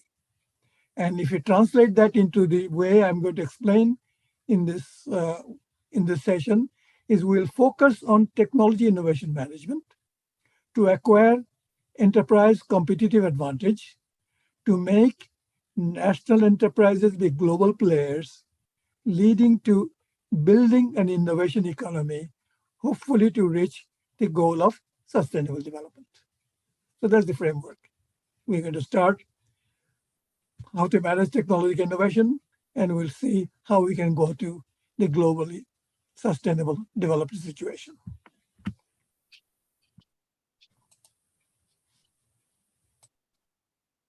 Now, this is my second view graph. Here, I'm talking about industry restructuring. Now, if you see in a very simplistic way, low-income countries, mid-income countries, high-income countries, and prosperous countries, what kind of industries do we find in those? Apparel, food sector, light engineering industry, and low-income. Mid-income, material, chemical, structure, construction industries. High-income, energy, utilities, machine tools, control industries. But the new prosperous countries, knowledge, creativity, and software and analytic industries. So as we move from here to there to here and there, you'll notice that in this first two phases, natural resource endowment-based competitive advantage. The more material content in these kind of industries than technological content. So the advantage comes from comparative advantage of resource endowments. On the other hand, when you move here, we find that created technology resource-based competitive advantage is what enables us to move from here to there. And this pattern reflects progression from industry 1.0 to 4.0. I heard some discussion in the earlier session that you're talking about industry 1.0 to 4.0. But please note, low-income and mid-income countries' products are more material intensive. These industries, more material intensive. On the other hand, high-income and prosperous countries' products are more technology intensive. So that's what comes from industry 4.0. So we have to move to that side. Global industrialization research shows that the real gap between developed and developing countries is in fact their industrial technology innovation capacity gap. Thus, economic development planners widely agree that technological innovation capacity building should be the cornerstone for achieving sustainable prosperity. And developing countries have no other choice but immediately launch an all-out campaign to promote local high-potential industrial goods-producing enterprises to become an integral part of the global value chain, particularly in the high-demand areas of universally aspired and already established consumer goods industries, like the automobile that we talked about, and develop the country's own global enterprises in terms of input sourcing, outward marketing, and workplace location of those giant enterprises, and here particularly Industry 4.0 type. So here, I reiterate the whole thing that I talked about here. Industrial technology innovation focused sustainable development calls for rapid economic growth, and technological innovations provide competitive edge to industrial enterprises for rapid economic growth by sale of new digital era products, Industry 4.0, and sale of high value added established products. This is the rationale why we should go for rapid economic growth, and industrial sector can give us the rapid economic growth. Now I'm going to explain some characteristic of the newer industries. Newer industrial products have greater technology content. This is what I would like to explain. A scrutiny of the following well-acquainted industries show that relative capital proportion of their products have changed over the years from a greater natural-based material capital content to a greater intellect-based technology capital content. You take any product, you'll find that it has got two components. One is the material, the other is technology. So over the years, we find that newer products have got more technology capital content than material content. Few examples here. Old standard land telephone versus the smartphone that you all have now. Old phones, greater material content. New phones, greater technology content. Incandescent lights, greater material content. New LED lights, greater technology content. Old mechanical automobiles, greater material content. New AI integrated automobiles, greater technology content. So you see the trend. Newer products have got more, relatively, between material content and technology content, relatively more technology content in the newer products than the older products. Now I give an example which may be of interest to you. The evolution timeline of handheld, mobile phone or cell phone, whatever you call it, by new companies of new countries outperformed the established. Interesting thing to note that if you're talking about this cell phone, mobile phone, brick phone was produced by Motorola, American company, in 1985. It was called brick phone because it looked like a brick. But then Finland produced a candy bar phone. It looks like candy bar, Nokia company, in 2000. Japan, the camera producers, produced a flip phone entity about 2000. Suddenly, a company by the name RIM, we never heard of it, Research in Motion in Canada, in 2002, came up with a phone called BlackBerry. Do you remember?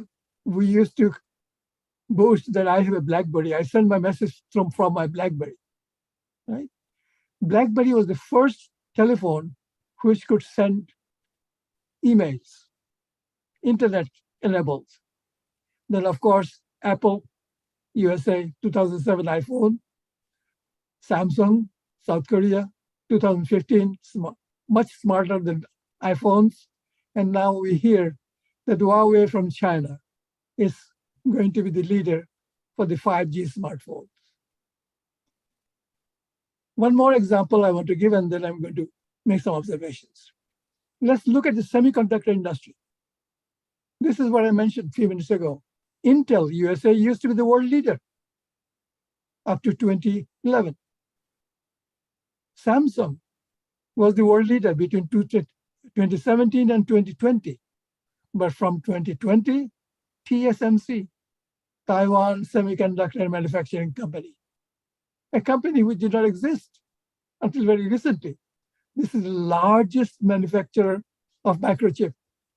And because of the supply chain problem, the pandemic, you know that many of our countries are having problem of getting enough microchip made by TSMC and to produce our car, to produce our air conditioner, all these intelligent machines that we use nowadays. Now, this is an observation I would like you to think a little bit. Observably, no successful innovators lives forever or last for too long. Steve Jobs passed away. Bill Gates is not going to live forever. Bill Gates' company is now the CEO is an Indian, Adalah. So I'm making this observation. No successful innovator lives forever or lasts for too long. Also, evidently, no famous innovative company remains a world leader forever. See here, different companies from different countries, they become the world leader. Moreover, product life cycle is becoming shorter. What does it tell us? We have hope. There's opportunity if we can catch the next product. All right. And I'm giving you at the bottom some examples of this Industry 4.0 type. As newer industrial products have to be more technology intensive, this is the rationale, because nowadays all products, all industries are more technology intensive. So management of technology is paramount.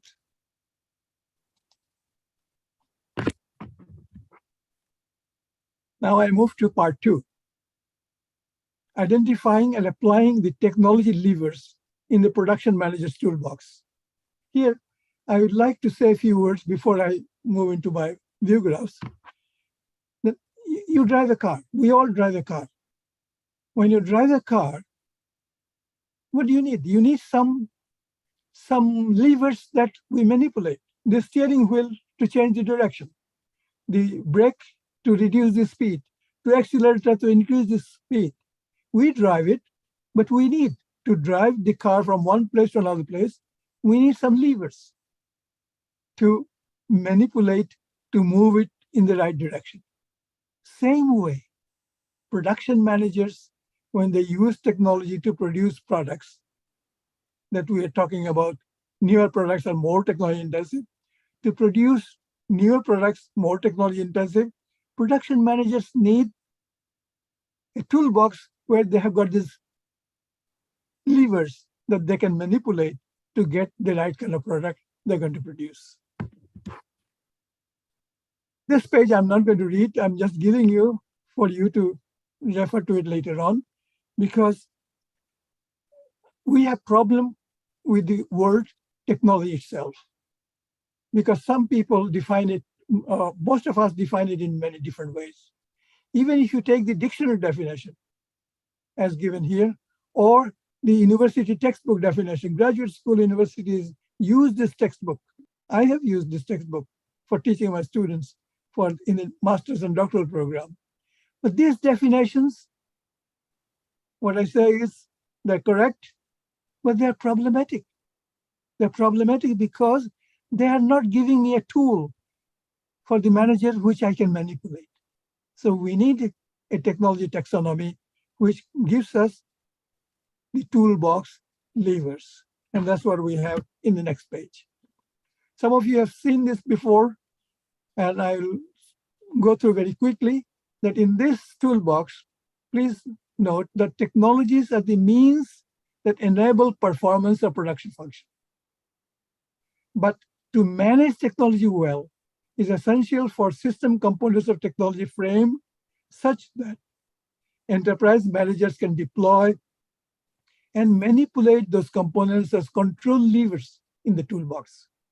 So that is the essence with which this technology taxonomy was developed and we can use. So what we have there, 5 components. First one is technoware, tools and artifacts. Second one is humanware. Remember I mentioned humanware earlier. What is humanware? Person-embodied human ingenuities, skills and talents. Infoware, specs and recipes, orgaware, flows and routines, sysnetware. Nowadays, this is the internet and the cloud. And you see here a diagram: machinery, human ability, infoware, orgaware, and then sysnetware all around. In all industrial goods producing enterprises, technology systems are the transformation mechanisms utilized for converting inputs to marketable outputs. On the other hand, in service enterprises, both private and public, technology systems are utilized as platforms for providing desired customer service. This is something we must keep in our mind. If you're a service organization, then you use technology as a platform to give service to your customers. But if you're a goods producing enterprise, you're using technologies for converting inputs to outputs, transformation mechanism. And then some important facts. The technology system component levers, THIOCs, in any manager's toolbox enable the enterprise to produce marketable goods or services. Dynamically interrelated and unique technology system components, THIOCs, are essential for both primary and supporting functions of all types of goods producing and services providing enterprises.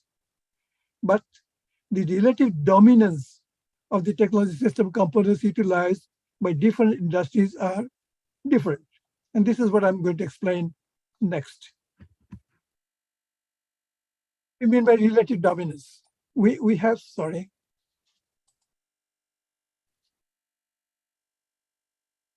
Now I got into it wrong. Yes.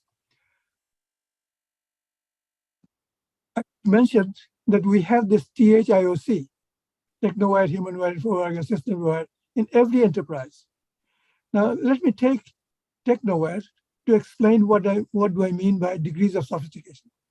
Technoware, tools, remember, facilities, tools, and tools can be at the lowest sophistication level: manual, powered, automatic, programmable, zero deviation.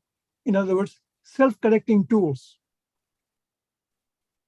Similarly, we have for all others. So in an enterprise, there's a tendency that we would like to get more sophisticated technoware, humanware, infoware, orgaware, systemware, because then we can produce products which are of better quality, which can compete in the global market. And our relative position can be shown by drawing a polar chart as here. But most important is why we need to consider the relative importance, because when we want to make improvement in our enterprise to compete, we do not want to put enough or same emphasis to all of them, because some enterprises require more technoware concentration than humanware concentration. And I give you a simple example. Suppose you are talking about software development. If you're a software development company, what kind of technoware you need? Very simple computers. Most of you are using those. But humanware skill is of highest order. So the relative importance of these 5 components are not same. That tells us a lot of things. Here, I'm trying to show at the bottom. For developing countries, it is beneficial to note that highly trained humanware is the most dominant component of myriad technology systems utilized by the enterprise attempting catching up operation to become global value chain, or leapfrogging efforts to become global corporations. That's why I mentioned for your IPTN, by acquiring humanware, very sophisticated humanware, they could join the global value chain. And your Astra can catch up with the rest of the world by improving on other capabilities. Leapfrogging efforts of the new era international marketing in emerging high technology industry products as a necessity to become global corporations. Now, I explained a little bit very quickly. These are some of the things that you already know, so I can go through very quickly how the technology component sophistication is a necessary condition, but is not a sufficient condition to compete. In order to compete in the market, you have to have higher productivity. And what is productivity? P, suppose P is productivity, delta P is a change in productivity, and we want change in productivity to go up. How can it go up? P is equals to value over cost. So productivity gain can be achieved through increases in the value of outputs, decreases in the cost of inputs, or both occurring simultaneously. So here you see, delta P will go up. If delta V goes up, delta C goes down, or both occurring simultaneously. Now, this simple equation helps us to understand two very important things, capabilities and competencies. The cost reduction part, C, part of the above equation is related to capability, and capability comes from experience. And here we talk about economy of scale, supply chain management, efficiency, and all of those. On the other hand, value addition is our competency, and it comes from expertise. And technology competency elevation is primarily taking advantage of economy of scope, effectiveness of customer relationship management.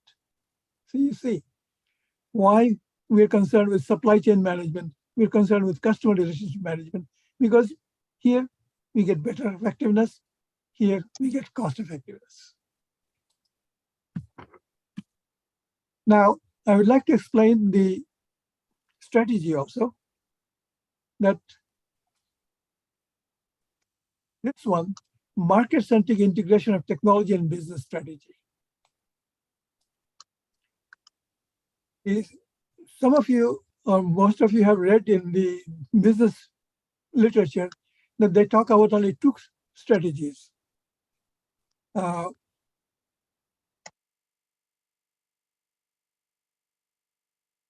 Strategy and differentiation. But I tried to break it down into 4 to make it a little bit easier for us to follow. For example, you take any product that is sold in the market, there are a family of product that comes in the market. Let me take an example, an automobile. Now, Toyota is a very popular automobile in the US. And if I take the example of Toyota, the cheapest Toyota car is Toyota Corolla, which is here, competing in the low value market. Price sensitive strategy. Cheap product, price sensitive strategy, and that uses technology extender, which is continuing with old technologies for price sensitive low value market. But generally, cheaper products are not very high quality. So if you want quality, better quality, you go for a Camry. A Corolla, you can buy for $15,000. But in order to buy a Camry, at least you need $20,000. Why? This gives you better quality. Using standardized technologies for quality sensitive mid-value market. But then nowadays you find that everybody likes SUVs. Sports utility vehicles. What is that? That's a niche market. Toyota RAV4 sells for $25,000 because everybody likes it too much. So this is a high value market. Technology follower strategy, applying advanced technologies for feature sensitive high value market. But there's also a market where people like to buy the most expensive things because this gives them the image or status. Top value market. What is the top value product that Toyota sells? Lexus RX 350. Okay, this is $50,000 at least. So you can buy 2 RAV4s for the price of one. But each one is a car to move you from one place to another place. So now it's a progression from low end to the top end market value position of a family of products offering is a proven pathway for sustainable prosperity achievement of an enterprise in the fiercely competitive global marketplace.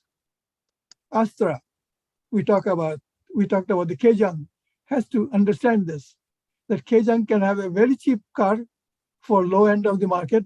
You can have a very expensive car for the top end of the market.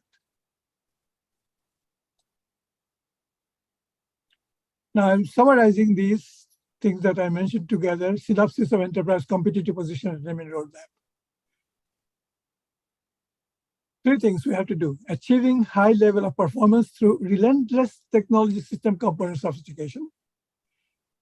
Second one, making continuous productivity improvement by technological capacity building through capability and competency. And then positioning of the product family offerings according to customer preference differentiation from low to top end. And here you see the summary: technology extender strategy, exploiter strategy, follower strategy, leader strategy. Here, component sophistication is the lowest, a little bit higher, more high, highest. And here are the cost dominant strategies, value dominant strategies, and here we emphasize on process innovation, and here we emphasize on product innovation.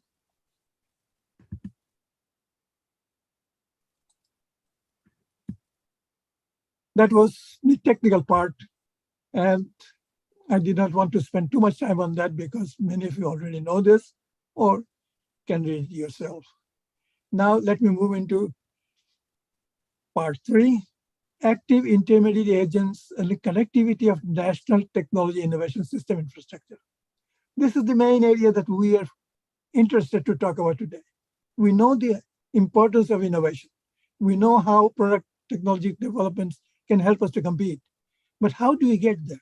So we have in our countries a national technology innovation infrastructure, which helps us to get that. In order to understand that properly, I have to explain a little bit of a theory here, the product process innovation cyclic pattern that I'm trying to show here. The S-curve. Improvements generally takes place following an S-curve. Slow increase, rapid increase, then decline. Nothing gets better forever. But what happens is that we can move from one S-curve to another S-curve. This is the product change. But in the same S-curve, this is a process change, incremental change. So incremental innovation is learning focused, continuous improvement, process innovation. On the other hand, product innovation is disruptive innovation, creativity focused, and value addition. And you can see here at the bottom, I'm trying to show that they follow one another. We have a new product that keep on improving the process, and then we have to get another product. This continues all the way. If you stop, then you're going to fall behind.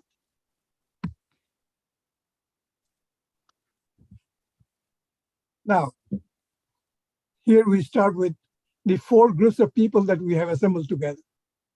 For innovation, incubator is at the center, but this incubator gets people from, or gets contribution from 4 important agents: university, laboratory, industry, and government. And these are 4 quadrants I have shown here, that from the university, knowledge, big data, bright idea comes here. Laboratory professionals, equipment, they do the laboratory work using their instruments and knowledge. Industry, they're the one who take the risk and produce the product, goes to the here, startup business, wow product, venture funding, then makes money. But government, they have the facilitating role. They facilitate this incubation process by doing some of these things: ease of doing business, open to global competition, intellectual property protection, product safety certification, and some of these things. So this is a general picture of innovation which happens at the incubator. And I'm going to talk a little more about the incubator because that is most important for us to develop. Now, this is the triple helix that you should know because we are talking about government and the private sector. So triple helix collaboration for R&D results commercialization means this. Triple, there are three agents, 1, 2, 3, government, academia, industry. But they are together legally bound to give innovation. Now, this is a very important point that I'm raising because later on you will see that we talk about these collaborations, but we do not have legal contracts.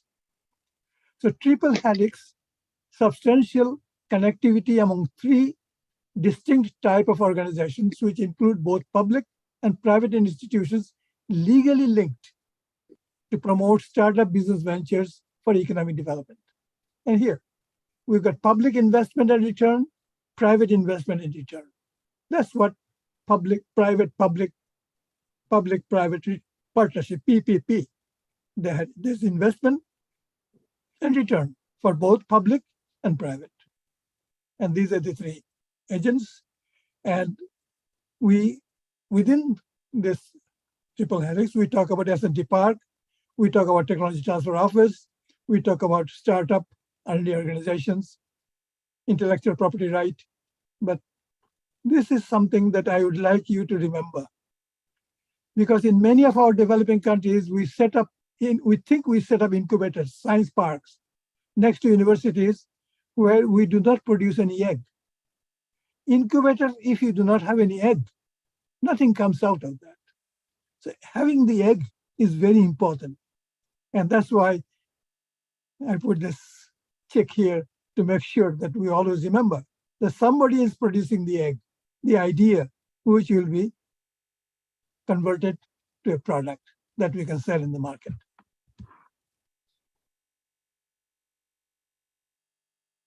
Now, one more thing, that innovation generally happens when we got the collaboration of certain things, some of it you're already familiar with. University, world-class research university, world-class R&D institution, related industry cluster. Now, please note that I'm saying world-class research university. Why? Because it is the research university which produces the egg that we are going to incubate. So unless you have a research university, you got only undergraduate program, which is a teaching. They're useful, but they do not produce the egg that can go to the incubator. So you need world-class research universities, world-class R&D institutions, and related industry cluster.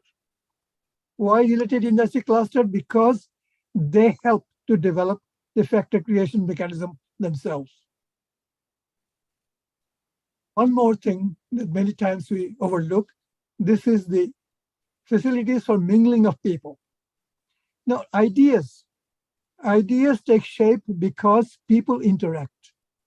And there must be, in the innovation hotspots, Silicon Valley or Dedok in South Korea, everywhere you find that there are some innovation hotspots, and they are very good because there are places for people to meet.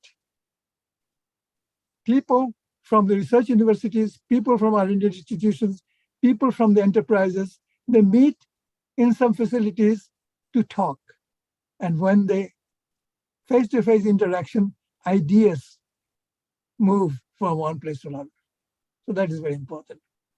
And I'm showing here the two basic requirements: research area triangle, academic R&D, corporate R&D, and independent R&D, basic research, applied research, development research. On the other hand, the interest area, knowledge push, market pull, public-private interest, interdisciplinary science fusion. Most important, face-to-face personal interaction within innovation hotspots space give impetus to new product generation. So unless you get new products out of the incubators, everything that we do waste of money.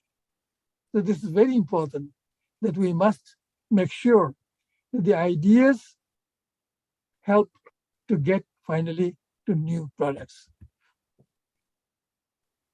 Now, with that, now I'm going to spend a little bit more time on this part 4, because this is where I'm going to talk about the problems, the difficulties we face in most of our countries.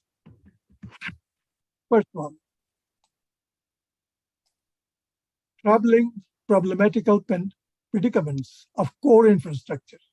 And I'm going to go through a little bit slowly here so that we're all together. Status-based lessons learned from research universities and research and development organizations. This is the lesson that I have learned from so many countries for more than 30 years of research that I have conducted, I have participated. What we have for the research universities, limited number of research one university with negligible number of high potential new ideas produced for commercialization. Okay. In most of our countries, research one university, very few. Plenty of other universities. And also in those research universities, negligible number of high potential eggs are produced. I will explain why. Universities attempt to become centers of excellence in numerous areas with very limited resources. Frontier knowledge specialization areas have unique, inadequate faculty numbers, very often only one. You'll find some universities start a new department, new program. One faculty member who got a PhD from a famous university in the US or Europe, they come back and you start a department. But one person does not give you the minimum critical mass that is necessary for new idea generation. Now let's look at the R&D organization. Generally, no private sector demand-specific R&D institution. We have mostly government-funded R&D institution. Government-funded institutions lack minimum critical mass of professionals, equipment, and money. Due to lack of resources, type of R&D activities are often determined by external funding interests. Institutes, of course, provide testing services and they claim that those are contract research, but in fact, they're not. Contract research has to come from the private sector. And because they fund, we have a lot of institutions, a lot of equipment, but there's not enough money to do research in those institutions. That's why I said that limited fund. And so we depend on external funding. And when you get external funding to do research, you do research for somebody else, not for your enterprises. So I'm trying to make that point a little bit more again, so that we all understand one fundamental reason for the endemic lack of synergy between S&T and R&D infrastructure is follows. Academic is the S&T, and the laboratory is the R&D. This is the most important problem. Excellence in the academic program emphasizes only knowing. Most up-to-date knowledge, pinnacle science, but almost negligible doing in terms of applications of that knowledge for practical use through laboratory activities.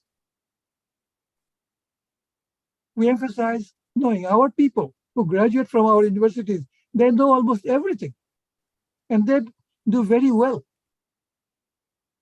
when they come to foreign American universities or European universities, because they know most of the things. But they do not know because they're not laboratory oriented.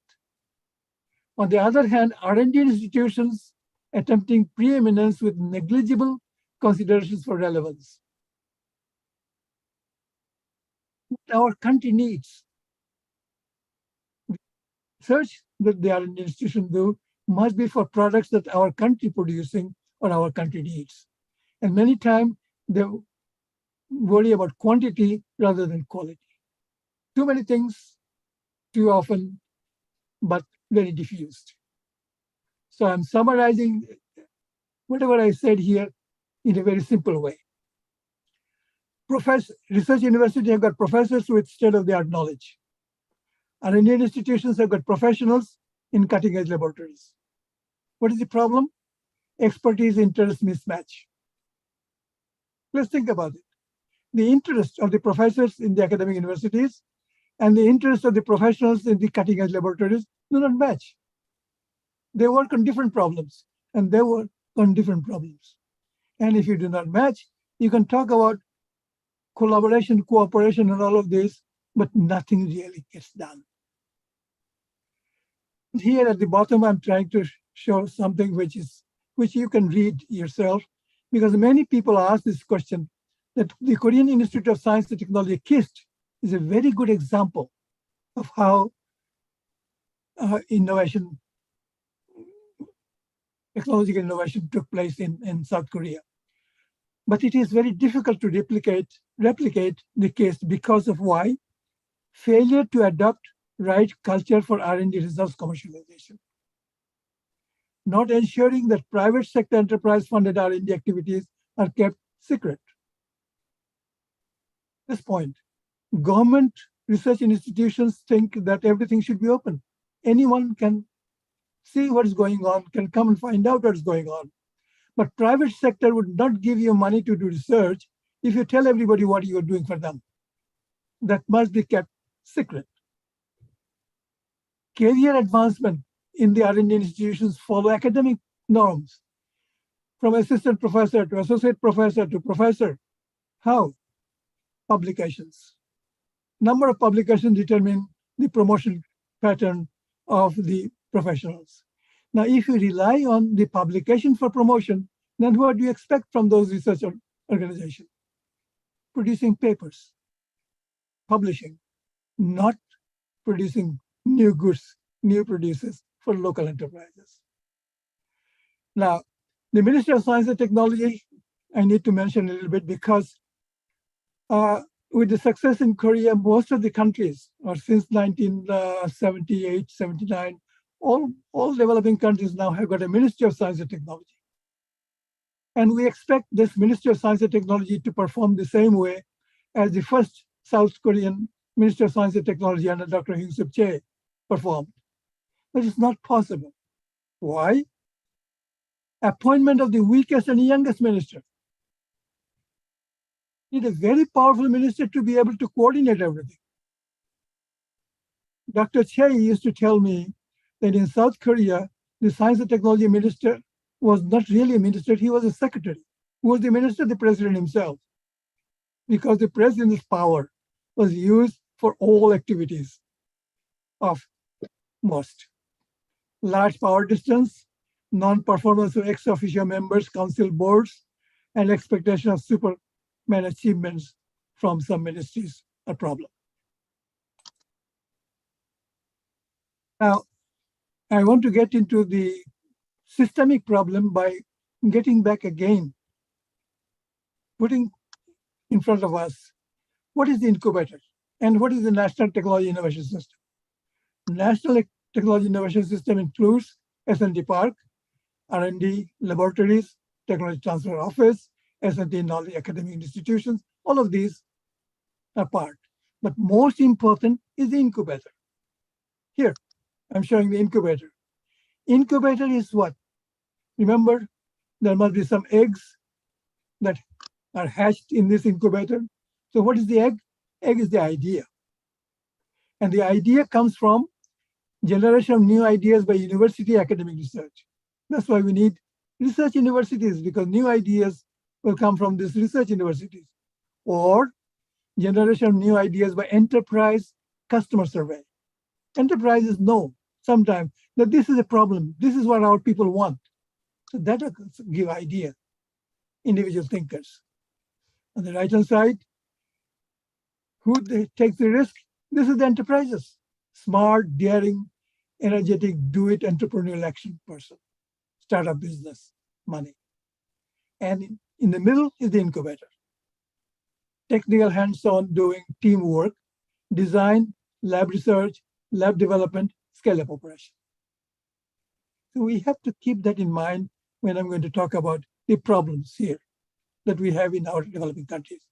Shortcomings of national innovation system infrastructure and national innovation climate. Elements of the national technology innovation system infrastructure in terms of institutions do exist in most developing countries. If you ask them, we have universities, we have laboratories, we have standardization activities, patent office. Most of the things that we need, we have them. But often there's very little noticeable concerted activities for prioritized industrial globalization strategy. They don't work together. Everybody is on their own. Generally, most of the S&T and R&D institutions lack minimum critical mass of expertise, equipment, and money. National R&D investments are very general, diffused, and almost insignificant, considering industry's globalization norm. And if I give an example, Finland. Finland is a developed country. Do you know why? Nokia, one company, and Nokia spends $8 billion for R&D. So focused, concentrated in one area. We do not need too many.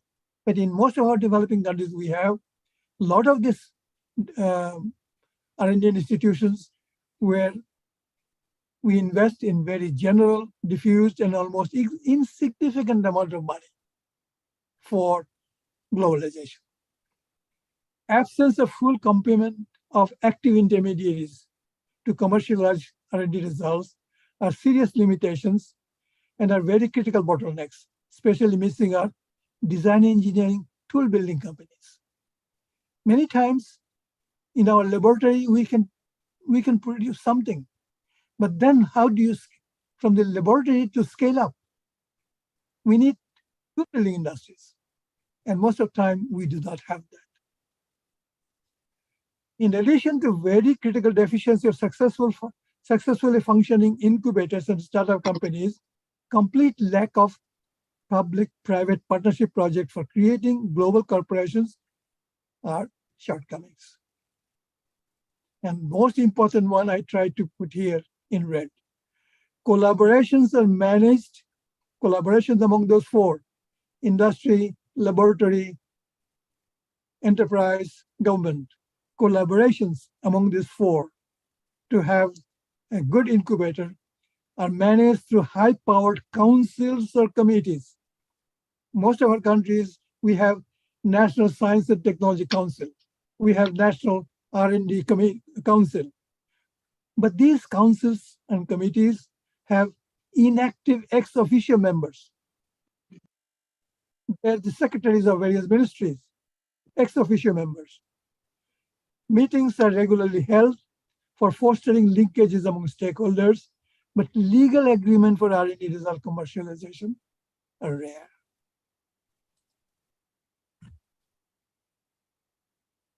Now this one, I'm giving a little bit of the policy infrastructure in some of these countries. Most important policy goal is provide impetus for creativity and courage to pursue innovation through passion and teamwork.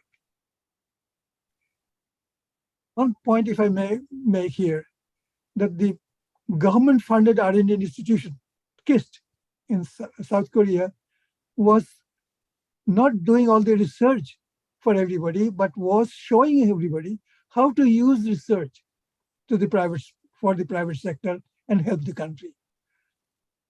So primary goal is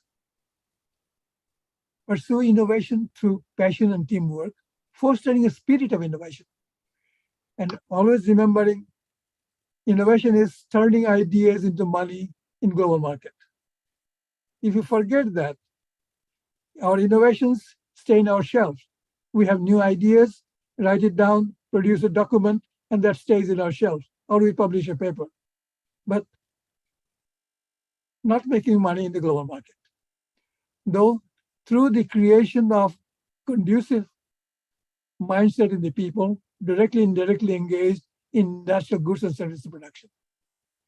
Supportive goal, promoting a national technology innovation culture and climate for sustainable socioeconomic development of a society that strives for the best product through continuous improvement to the world's #1.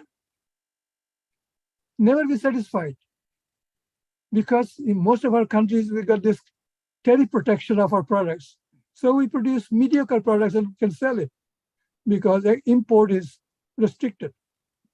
But unless we have competition, people do not innovate. So there should be a competition and everybody should strive to become world's #1. Getting the shortcomings and ensuring full complement of technology innovation system infrastructure, these are some of the issues. Develop strong design engineering, machine tools, and equipment building industrial sector as an existential agent for moving lab scale excuse me, production process to industrial scale startup enterprise operations for successful global competition. Incentivize venture capital market and enforcing intellectual property rights protection for locally created technologies. Government procurement policies utilized for promoting sale of national industries, while at the same time ensuring innovation through competition among local producers while extending a helpful hand for the weakest enterprise. I give a simple example. Japan helped its automobile industry, but not one. There's 3 industries to start with: Toyota, Datsun, Mazda, so that there's competition. Unless there's competition, they're not going to compete. And now Toyota is competing globally. But if we have another reason that why we are talking about we should have our own global corporation, because if you have your own global corporation, they can have their own factor creation mechanism. They can have their own R&D unit, academic unit. Some of these big corporations have got their university, their R&D center, specially geared for the product that they produce. And they usually acquire necessary services through subcontracting, contract funding, and firing consultants. But for the SMEs, developing countries need the help of the government in terms of academic labs, scientific labs, professional labs, and industrial labs, which help in these are the technology components that are developed in these labs. Finally, in view of the endemic shortcomings regarding industrial technology innovation infrastructure system, collaboration toward new product process innovations that may lead to catching up and leapfrogging for local industries' globalization aspiration, perhaps establishing a powerful national commission board under the direct command of the head of the state is needed. That's my feeling. You can think about it. Next, I move into the part 5, review of strategic considerations and prominent leadership challenges. This one is intuitive. You can see that most of our countries, we suffer from this vicious circle.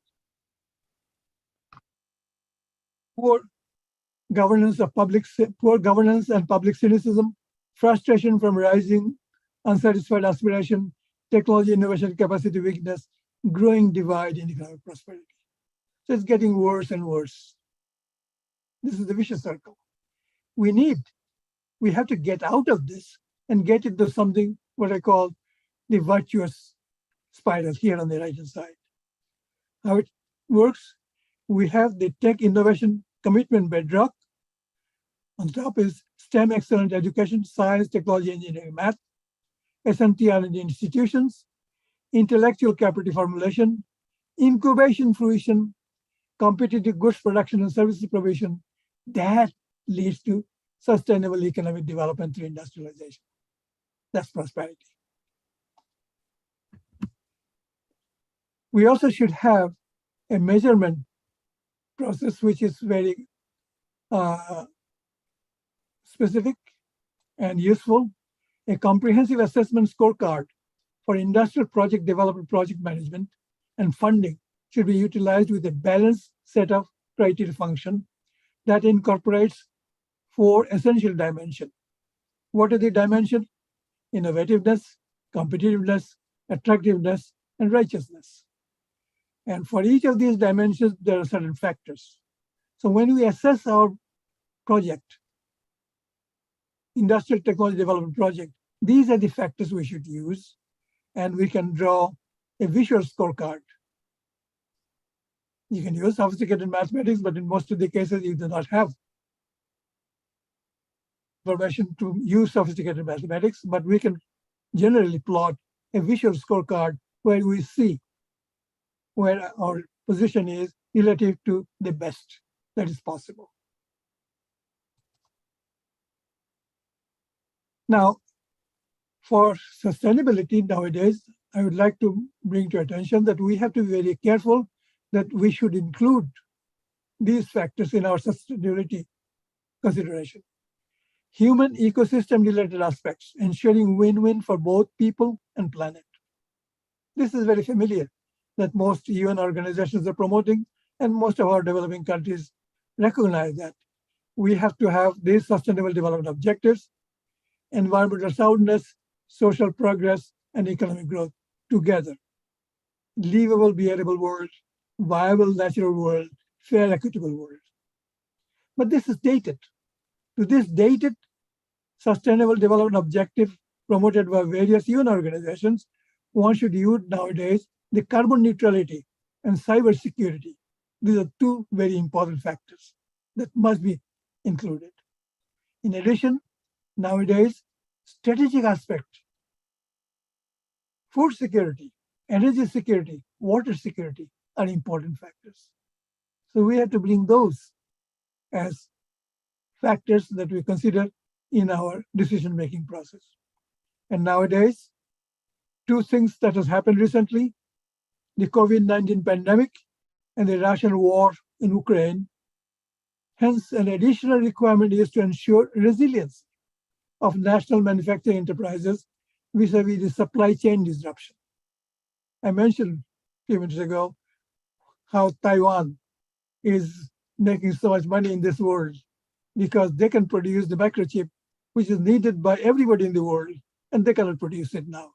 Even the United States is setting up new factories to produce microchip because we have problem of supply chain. So righteousness dimension relative weight could be gradually increased from as the GDP of the country increases. Now, I want to show here two more things to explain the importance of understanding the role of humanware. Humanware, this is a skill, people. Most of our countries, developing countries, we have a lot of people. Our population is quite large compared to many of the European countries. But they will be called humanware if they're skilled. So technology system components theory of taxonomy and an appreciation of the relative dominance of technology components utilized in any specific goods producing or services providing enterprise is uniquely determined. Developing countries with high quality and quantity of humanware have significant advantage over developed countries where same type manpower cost is very high. Take the example of India. Why in software development, India is leading the world? Because you can, in the US, if you want to hire a software engineer, it may cost you $200,000 a year. But in India, you can hire 20 of them of better quality.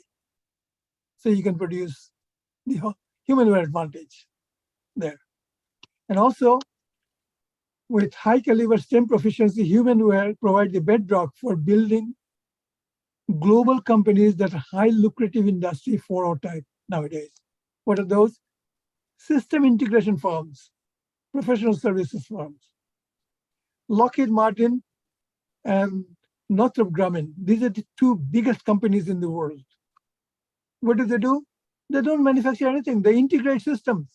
And then like Boeing makes something, or somebody else, GE makes something, but they're the system integrator.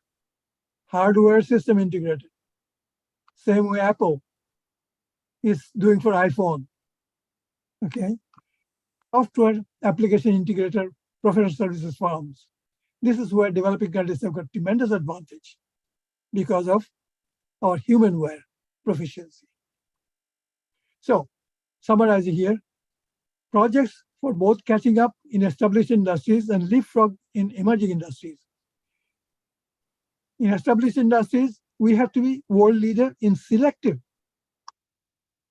We cannot. Everybody should not try to be world leader in all products. Take advantage, find out what is your relative advantage, be selective, and take those for catching up. High priority for catching up. Select those traditional established industries that inherently require proportionately less techno-aware assets and superior human-aware assets for manufacturing. On the other hand, for emerging global digital industries, top priority for leapfrogging, select emerging industries 4O type, thereby requiring available artificial intelligence integrated techno-aware assets and highly trained human-aware assets for manufacturing. But please remember, for both choices, design engineering and tool building expertise are uniquely critical. Most of the countries, we may not have that. So here is a summary of some of the leadership challenges. Earlier days, successful models of other countries or other enterprises are generally not useful due to changes in circumstances. However, excuse me, core concepts identified from success of earlier days and places are very valuable. Here's a partial list of some of those concepts. Example 1, make some and buy some technology strategy is a proven formula. We should not try to do everything. You should remember, innovation is a teamwork among what? 4 groups: industry, knowledge, government, research. These are the partners of the innovation process or incubator process. And then as a general remark, we talk about data processing, information. When we give meaning to data, it becomes information. When you give context to information, it becomes knowledge. When you get insight from that knowledge, then it becomes intelligence. So intelligence is actionable knowledge. Developing countries have to start with innovation and later go for invention. Because why? Invention is money to knowledge. Science, people spend lots of money to find out, to get new science, new knowledge. But we cannot afford to do that now. For us, we should get idea to money from innovation first, then we can talk about invention. So turning ideas into value through creative innovation to join global value chain and global value corporation. But passionate hard work with self-help mindset, self-help, self-engineering mindset, right? Because nobody is going to help us doing that. Because then we can have leverage innovation for competitive advantage. And please remember, no age. Age does not help in getting competitive enterprises. Now I come to part 6, which is very short. I'm going to review a few familiar quotations. First one. Here I'm quoting, this is the ultimate reckoning for all developing countries. Professor Yunus, the Nobel Prize winner, and Lee Kuan Yew, Singapore Prime Minister. Professor Yunus said, currently established global systems only help those already well established. Lee Kuan Yew said, if you only follow someone else's footsteps, you will always be behind. So when developed countries tell you that do this, this is what we did, that is not going to reduce, or that is not going to help us go beyond. We'll always be behind. So the ultimate reckoning for innovation, getting industrial technology innovation management driven prosperity for sustainable economic development in the current wow tech era calls for self-reliance. Another word for self-engineering. I've used this for this webinar, the word self-engineering, which primarily means autonomous or self-reliance by ourselves. This one has got quite a few quotations. So I start with Bengali Professor? poet. Professor, Tagore. yeah, My time is we almost at the end of the time, Professor. Thank up. you. 2 minutes. Thank you. Yes. Just 2 minutes. I've got two more slides. Just 2 minutes. Thank you. This one to say that Tagore said, you cannot cross the sea merely by standing and staring at the water. In other words, we're going to talk a lot. We have been talking a lot, but that is not going to help. Do something. That's what it means. From Dr. Che, South Korean realist, who said, adaptive implementation of a simple plan is undeniably much better than endless bickering for the preparation of a comprehensive grand plan that usually is never wholeheartedly accepted by all and thus remains unimplemented. We spend a lot of time in planning because we want to make a very grand plan. And if 100 people are sitting together to make a plan, we're going to take ages because we'll never come to a conclusion. So what Dr. Che said, start with a very simple plan and keep on improving on it. And then we can get two lessons from the Chinese and Japanese. In Chinese, it says that the word crisis, there's both danger and opportunity, and we should take note of the word opportunity because we get scared by danger. On the other hand, the Japanese, Kaizen, doing better, continuous improvement. So one should look for leapfrogging opportunities in a crisis situation of disruptive change type product innovation and catching up opportunity applying Kaizen philosophy for gradual change type prosperity, process innovation. This one I request you to read because there's nothing for me to read here. This one says that responsibility lies with us and it is better high time that we do things by ourselves. Thank you. That's all I have. Thank you very much. Big applause for Professor Nawaz Sharif. Yes, a lot of things we have learned. What are needed for us to have globally competitive industries.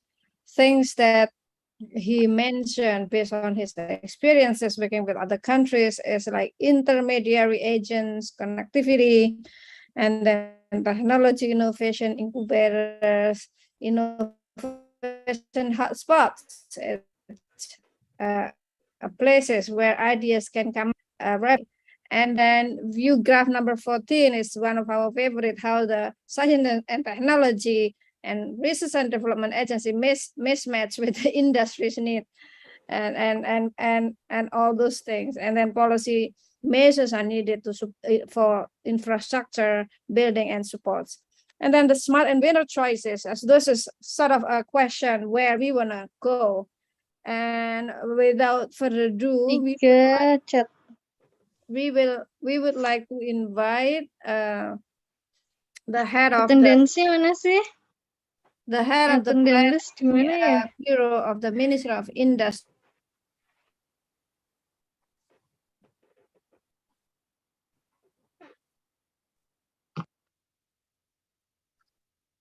Ibu Umi, you are muted. Can you unmute? Oh, I'm so sorry. I did not hear it. So yes, we would like to invite our invited speaker from the Minister of Industry, Mr. V.B. Setio Harviono. He has a long history of career with the Ministry of Industries, being the head of the Legal Bureau Office and now the head of the Bureau Planning Office at the Ministry of Industry. And we would like to hear more on the policy side of the industry from the government of Indonesia. Without further ado, we would like to welcome Pak Febi, and screen and time are yours now. Thank you so much. Terima kasih, Bu Umi. Good morning, Prof. Nawaz Sharif. Selamat pagi, Pak Agus Eko Nugroho, dan juga selamat pagi untuk Bu Umi dan juga Bapak Ibu peserta webinar. seperti yang disampaikan Prof. Nawas Sarif, bahwa penguasaan teknologi itu memang kunci utama ya untuk pengembangan daya saing industri, termasuk untuk menciptakan atau mewujudkan industri yang ramah lingkungan. Nah, ini yang kami apresiasi Bu Umi kepada teman-teman di BRIN, dan kami menyampaikan ucapan terima kasih atas terselenggaranya webinar ini. Dan karena penguasaan teknologi ini penting bagi industri, Bu, makanya teman-teman BRIN ini kami sangat harapkan untuk bisa memberikan dukungan penuh bagi pengembangan industri ke depan. Dan kami berharap dari forum diskusi ini atau webinar ini bisa dimanfaatkan sebagai media untuk bertukar pikiran, bahkan pengalaman ya, juga yang utama adalah masukan untuk pembangunan industri dalam negeri yang lebih baik lagi ke depan. Prof. Nawas Sarif dan teman-teman semua, excuse me, I will deliver my presentation in bahasa.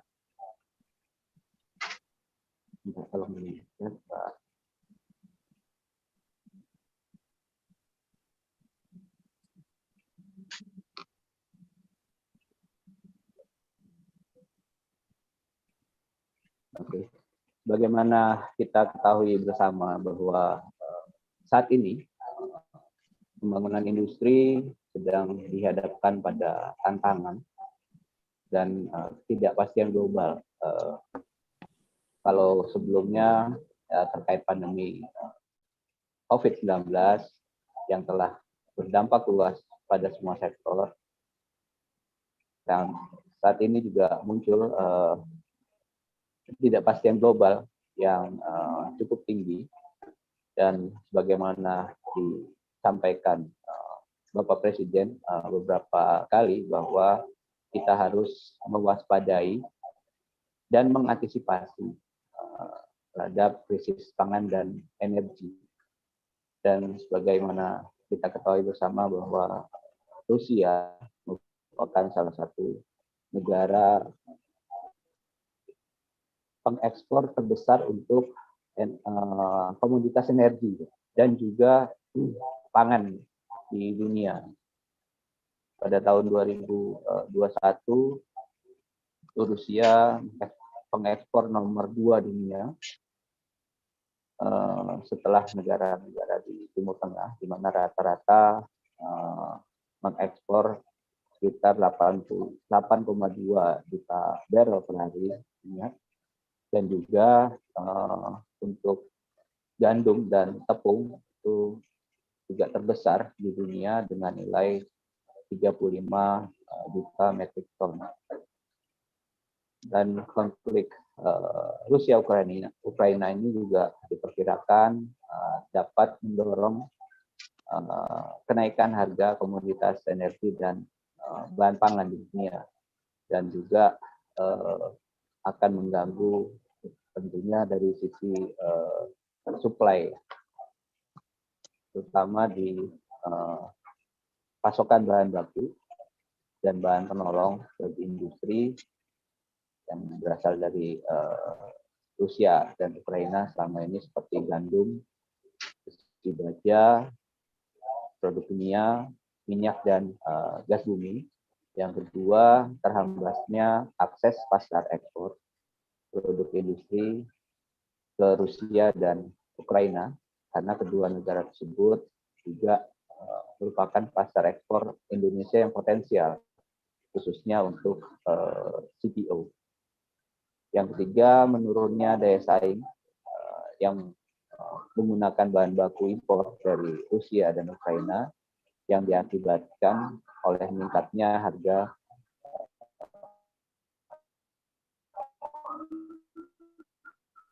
produk industri di domestik, yang juga berdampak langsung pada sektor logistik dan sektor energi. yang selanjutnya berdampak pada peningkatan biaya produksi di industri di dalam negeri. Bagaimana kita pahami bersama bahwa kenaikan harga komoditas energi di pasar internasional berdampak pada kenaikan harga komoditas internasional, dan pada akhirnya sektor industri akan terdampak oleh kenaikan bahan baku untuk keperluan produksi di hilir, di mana komposisi bahan baku itu untuk saat ini memang cukup dominan, itu menyumbang sekitar 87% dari total biaya produksi, sedangkan untuk bahan bakar, tenaga listrik, dan gas itu sebesar 5,87%. Jadi dampak kenaikan harga bahan bakar dan bahan baku ini akan berdampak sangat signifikan. Bapak Ibu yang saya hormati, namun kemudian sektor industri masih menunjukkan kinerja yang cukup baik, di mana sektor industri ini sebagai penggerak utama perekonomian nasional yang bisa dilihat dari beberapa indikator kinerja sebagai berikut, yaitu pertama terkait pertumbuhan industri, di mana pertumbuhan industri pengolahan non-migas pada masa pandemi, khususnya di triwulan 2 2020, itu memang mengalami dampak yang cukup besar, di mana terjadi pertumbuhan minus 5,74%. Namun kondisi tersebut terus membaik, meskipun pada akhir triwulan 4 2020 itu masih terjadi pertumbuhan minus sekitar 2,22%. Namun di tahun 2021, alhamdulillah pertumbuhan industri non-migas bisa kembali positif, bahkan puncak tertinggi pertumbuhan terjadi di triwulan 2 tahun 2021, yaitu sebesar 6,91%, dan angka pertumbuhan di triwulan berikutnya sampai dengan akhir tahun 2021 ini masih tumbuh positif, walaupun sedikit melandai karena memang pandemi ini belum berakhir rupanya. Hingga di triwulan 1 2022 itu pertumbuhan masih mencapai 5,47%, dan di triwulan 2 2022 ini sedikit lambat di 4,33%. Dan dari pertumbuhan industri tersebut, pertumbuhan tertinggi itu ada di sektor industri logam dasar yang sebesar 15,79%, industri tekstil dan pakaian jadi 13,74%, dan industri kulit, barang dari kulit dan alas kaki itu 13,12%. Sementara untuk sumber pertumbuhan sektor ekonomi Indonesia di triwulan 2 tahun 2022 ini, industri pengolahan non-migas masih menjadi sumber pertumbuhan tertinggi, yaitu sebesar 0,80%, diikuti oleh sektor transportasi dan pergudangan 0,76%, sektor perdagangan 0,8%, dan juga sektor informasi dan komunikasi sebesar 0,50%. Yang kedua, terkait dengan pertumbuhan dan nilai ekspor sektor industri, di mana nilai ekspor sektor industri periode Januari sampai Juni 2022 itu sebesar 102 miliar US dollar, di mana nilai ekspor terbesar itu disumbangkan oleh industri logam dasar sebesar 22,59 miliar US dollar, industri makanan minuman sebesar 21,35 miliar US dollar, dan juga industri kimia, farmasi, dan obat tradisional sebesar 11,25 73 miliar US dollar.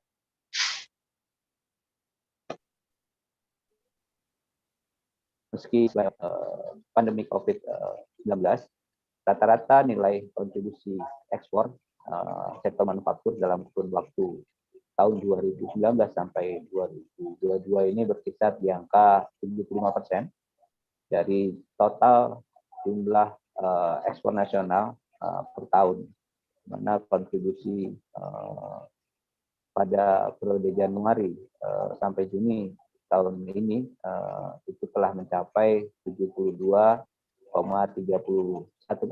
dari total ekspor nasional. Kontribusi ekspor sektor manufaktur ini yang demikian dominan menjadi penopang utama tercapainya surplus perdagangan sejak Mei 2020 hingga sekarang. Di tahun 2019 neraca perdagangan kita defisit sekitar 10 miliar US dollar, dan pada tahun 2020 itu terjadi surplus sekitar 14 miliar US dollar, dan di 2021 surplusnya meningkat menjadi 21 miliar US dollar, dan di semester 1 2022 ini kita juga berhasil mencapai surplus perdagangan hampir 14 miliar US dollar. Dan yang ketiga terkait dengan jumlah atau penyerapan tenaga kerja industri, di mana dari sisi tenaga kerja untuk seluruh industri di sektor industri pengolahan non-migas per Februari 2022 itu menyerap tenaga kerja sebanyak 18,64 juta orang. Karena penyerapan terbesar tercatat pada sektor industri makanan, pakaian jadi, dan juga industri kayu. Dari jumlah tenaga kerja sebanyak 18,6 juta orang ini sudah mendekati baseline jumlah tenaga kerja di sektor industri sebelum terjadinya pandemi, yaitu di tahun 2000 mencapai angka 19,2 juta orang. Dengan demikian berarti telah terjadi pemulihan sektor industri di lini ketenaga kerjaan, di mana sebelumnya sempat berkurang sekitar 17,5 juta orang di Agustus 2020 akibat pandemi COVID-19. Selanjutnya terkait dengan investasi sektor industri. Pencapaian realisasi investasi di triwulan 2 tahun 2022 ini mencapai 127,32 triliun, yaitu tumbuh sebesar 61,4% dibanding triwulan tahun 2021. Hal ini menunjukkan bahwa keyakinan investor untuk berinvestasi di Indonesia semakin meningkat. Sebagai lanjut, untuk rencana pembangunan industri, kami sudah punya rencana induk pembangunan industri nasional atau RIPIN. Jadi sebagai amanat Undang-Undang 3 tahun 2014 tentang perindustrian, di mana dalam RIPIN itu ditetapkan untuk jangka waktu 20 tahun dan memuat terkait dengan visi, misi, dan strategi pembangunan industri. Di mana visi pembangunan industri nasional adalah menjadi negara industri tangguh, yang mana ciri industri tangguh itu pertama struktur industri nasional yang kuat, dalam, sehat, dan berkeadilan. Yang kedua, cirinya adalah industri yang berdaya saing tinggi di tingkat global. Dan juga yang ketiga, cirinya adalah industri yang berbasis inovasi dan teknologi. Nah, ini yang mungkin sangat terkait dengan isu kita pada diskusi hari ini. Yang untuk mewujudkan visi tersebut, pembangunan industri nasional itu mengemban misi pertama, meningkatkan peran industri nasional sebagai pilar dan penggerak perekonomian nasional, dan itu memang selalu terjadi. Yang kedua, memperkuat dan memperdalam struktur industri nasional, dan yang selanjutnya meningkatkan industri yang mandiri, berdaya saing, dan industri hijau.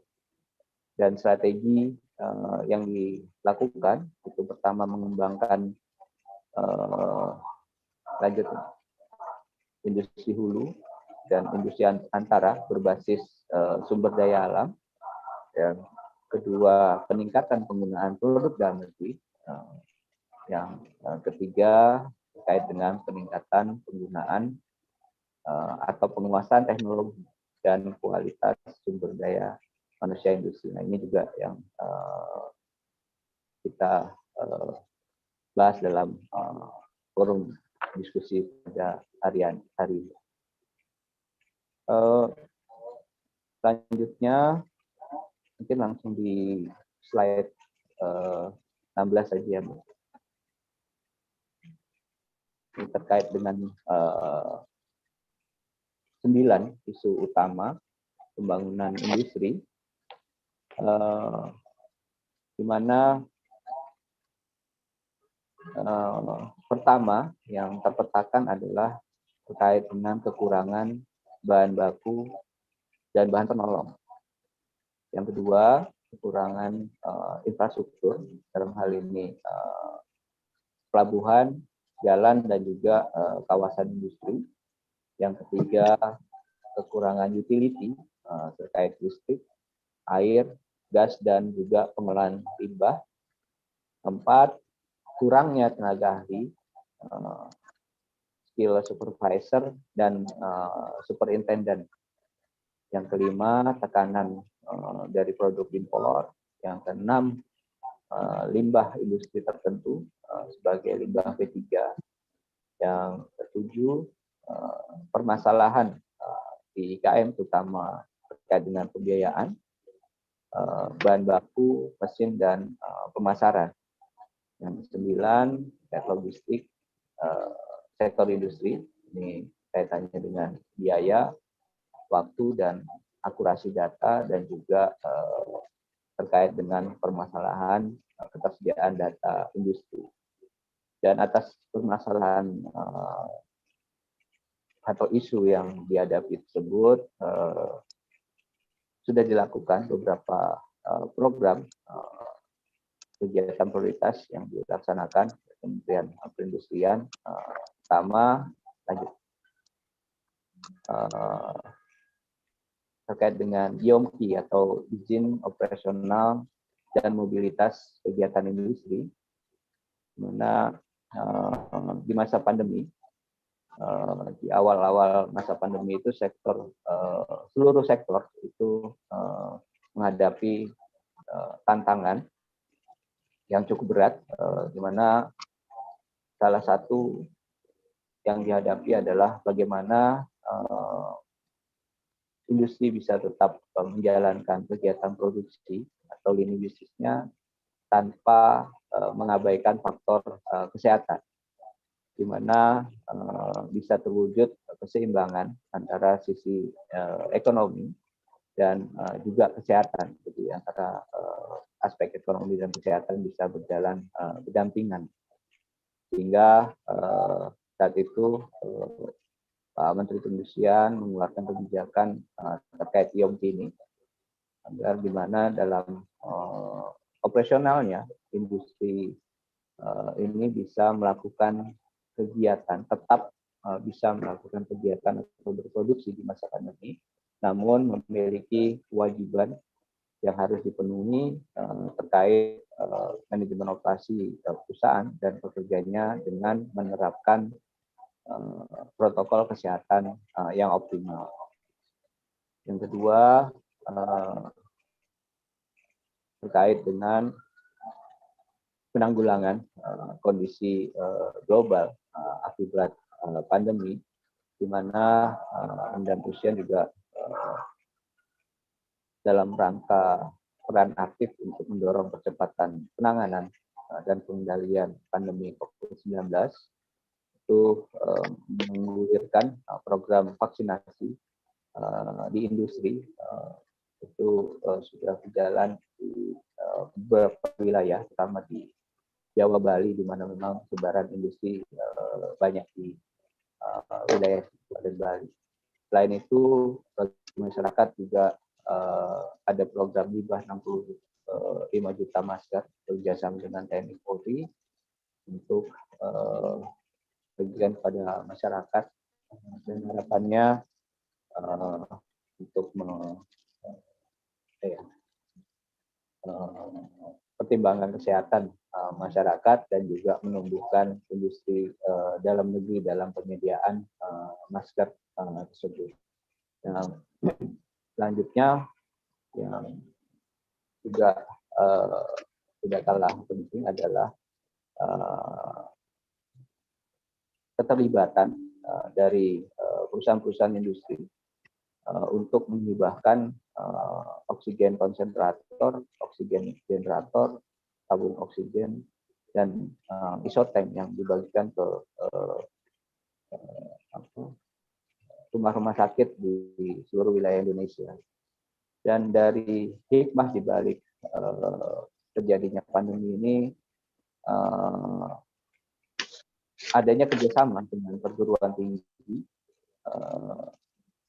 kementerian lembaga, dan juga kementerian perindustrian itu berhasil memfasilitasi pembuatan ventilator di dalam negeri yang sebelumnya belum pernah ada, dan sudah mendapatkan izin edar, dan tentunya karena ini produk dalam negeri juga sudah memenuhi TKDN di atas 40% yang mensyaratkan agar bisa wajib dibeli dalam pengadaan di dalam negeri, terutama rumah sakit dan pusat layanan kesehatan di dalam negeri. Jadi dengan hadirnya industri ventilator ini,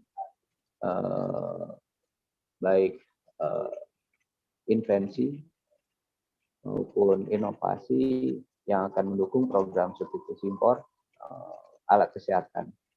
Ini Kementerian Perindustrian didukung oleh kementerian lembaga lainnya termasuk BRIN juga akan terus mendukung pertumbuhan dan kemandirian industri alat kesehatan dengan memberikan kebijakan yang kondusif dan instrumen yang berpihak pada industri alat dalam negeri.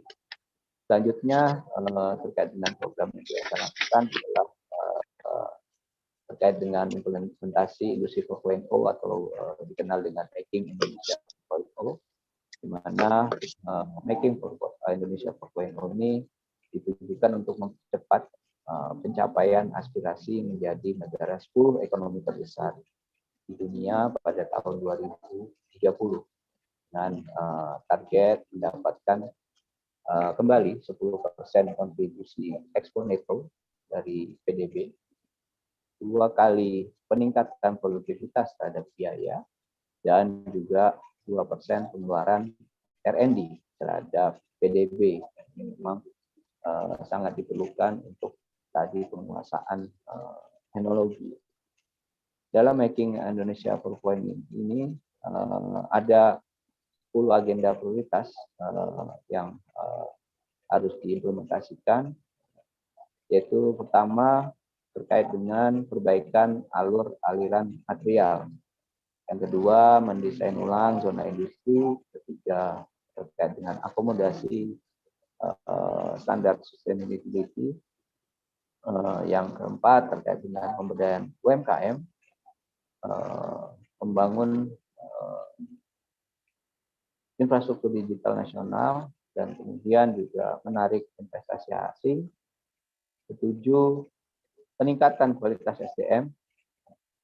8, pembentukan ekosistem inovasi.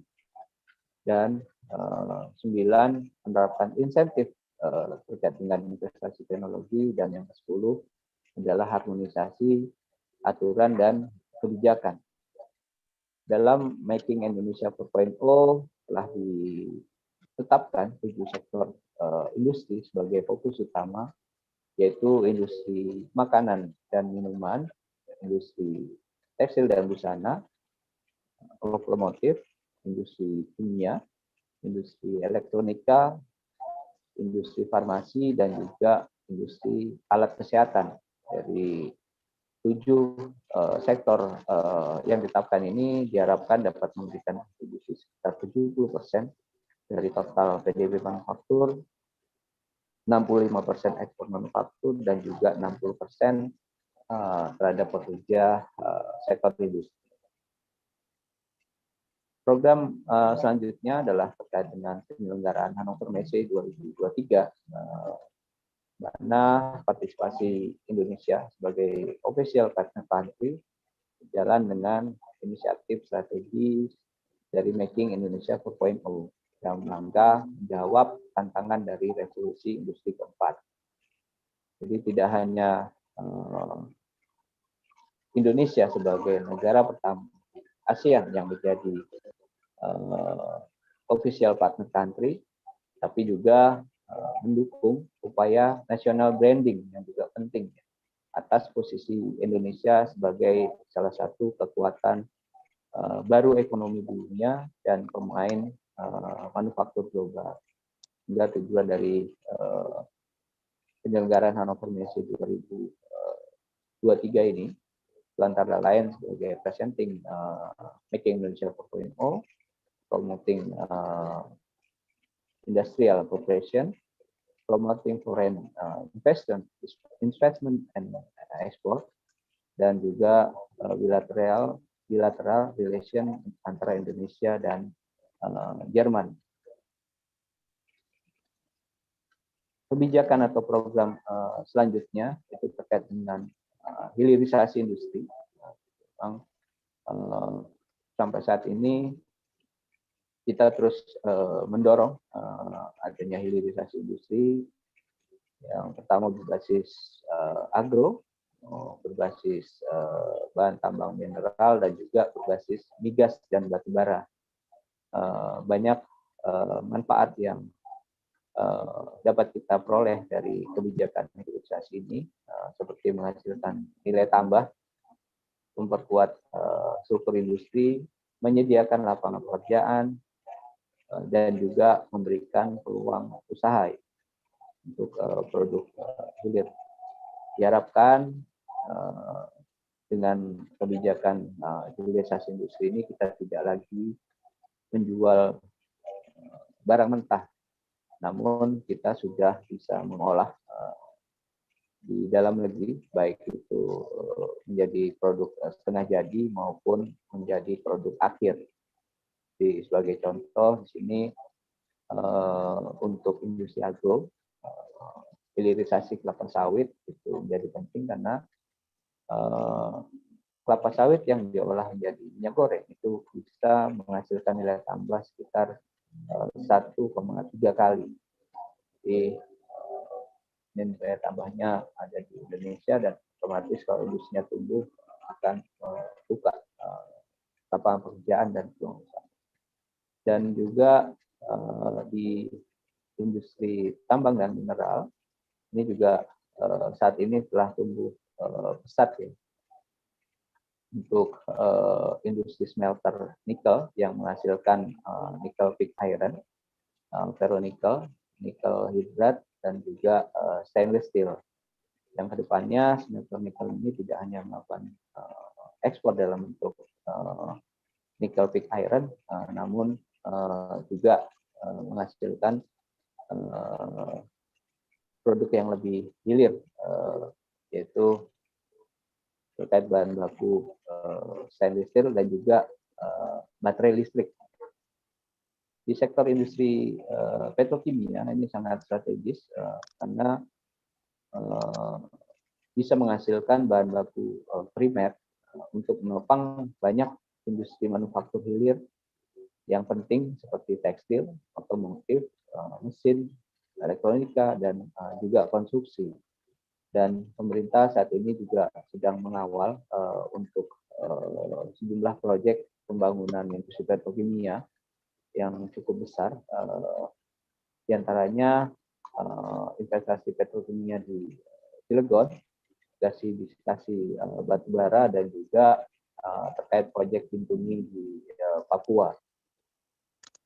Lanjut, ini yang mungkin tadi juga disampaikan oleh Pak Sekjen di awal sambutan tadi terkait dengan program peningkatan penggunaan produk dalam negeri. Dan memang kita sama-sama sedang mengoptimalkan program peningkatan penggunaan dalam negeri yang salah satunya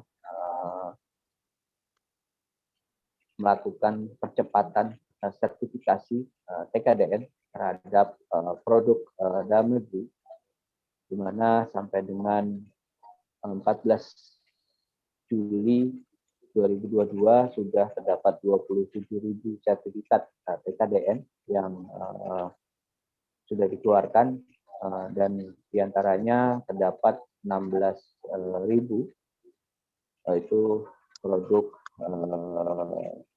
industri dengan nilai TKDN di atas 40%, yang artinya sudah banyak, sudah layak untuk masuk kategori barang yang wajib dibeli oleh pengguna produk dalam negeri. Selain sertifikasi TKDN, terkait dengan P3D ini juga intens dilaksanakan kegiatan business matching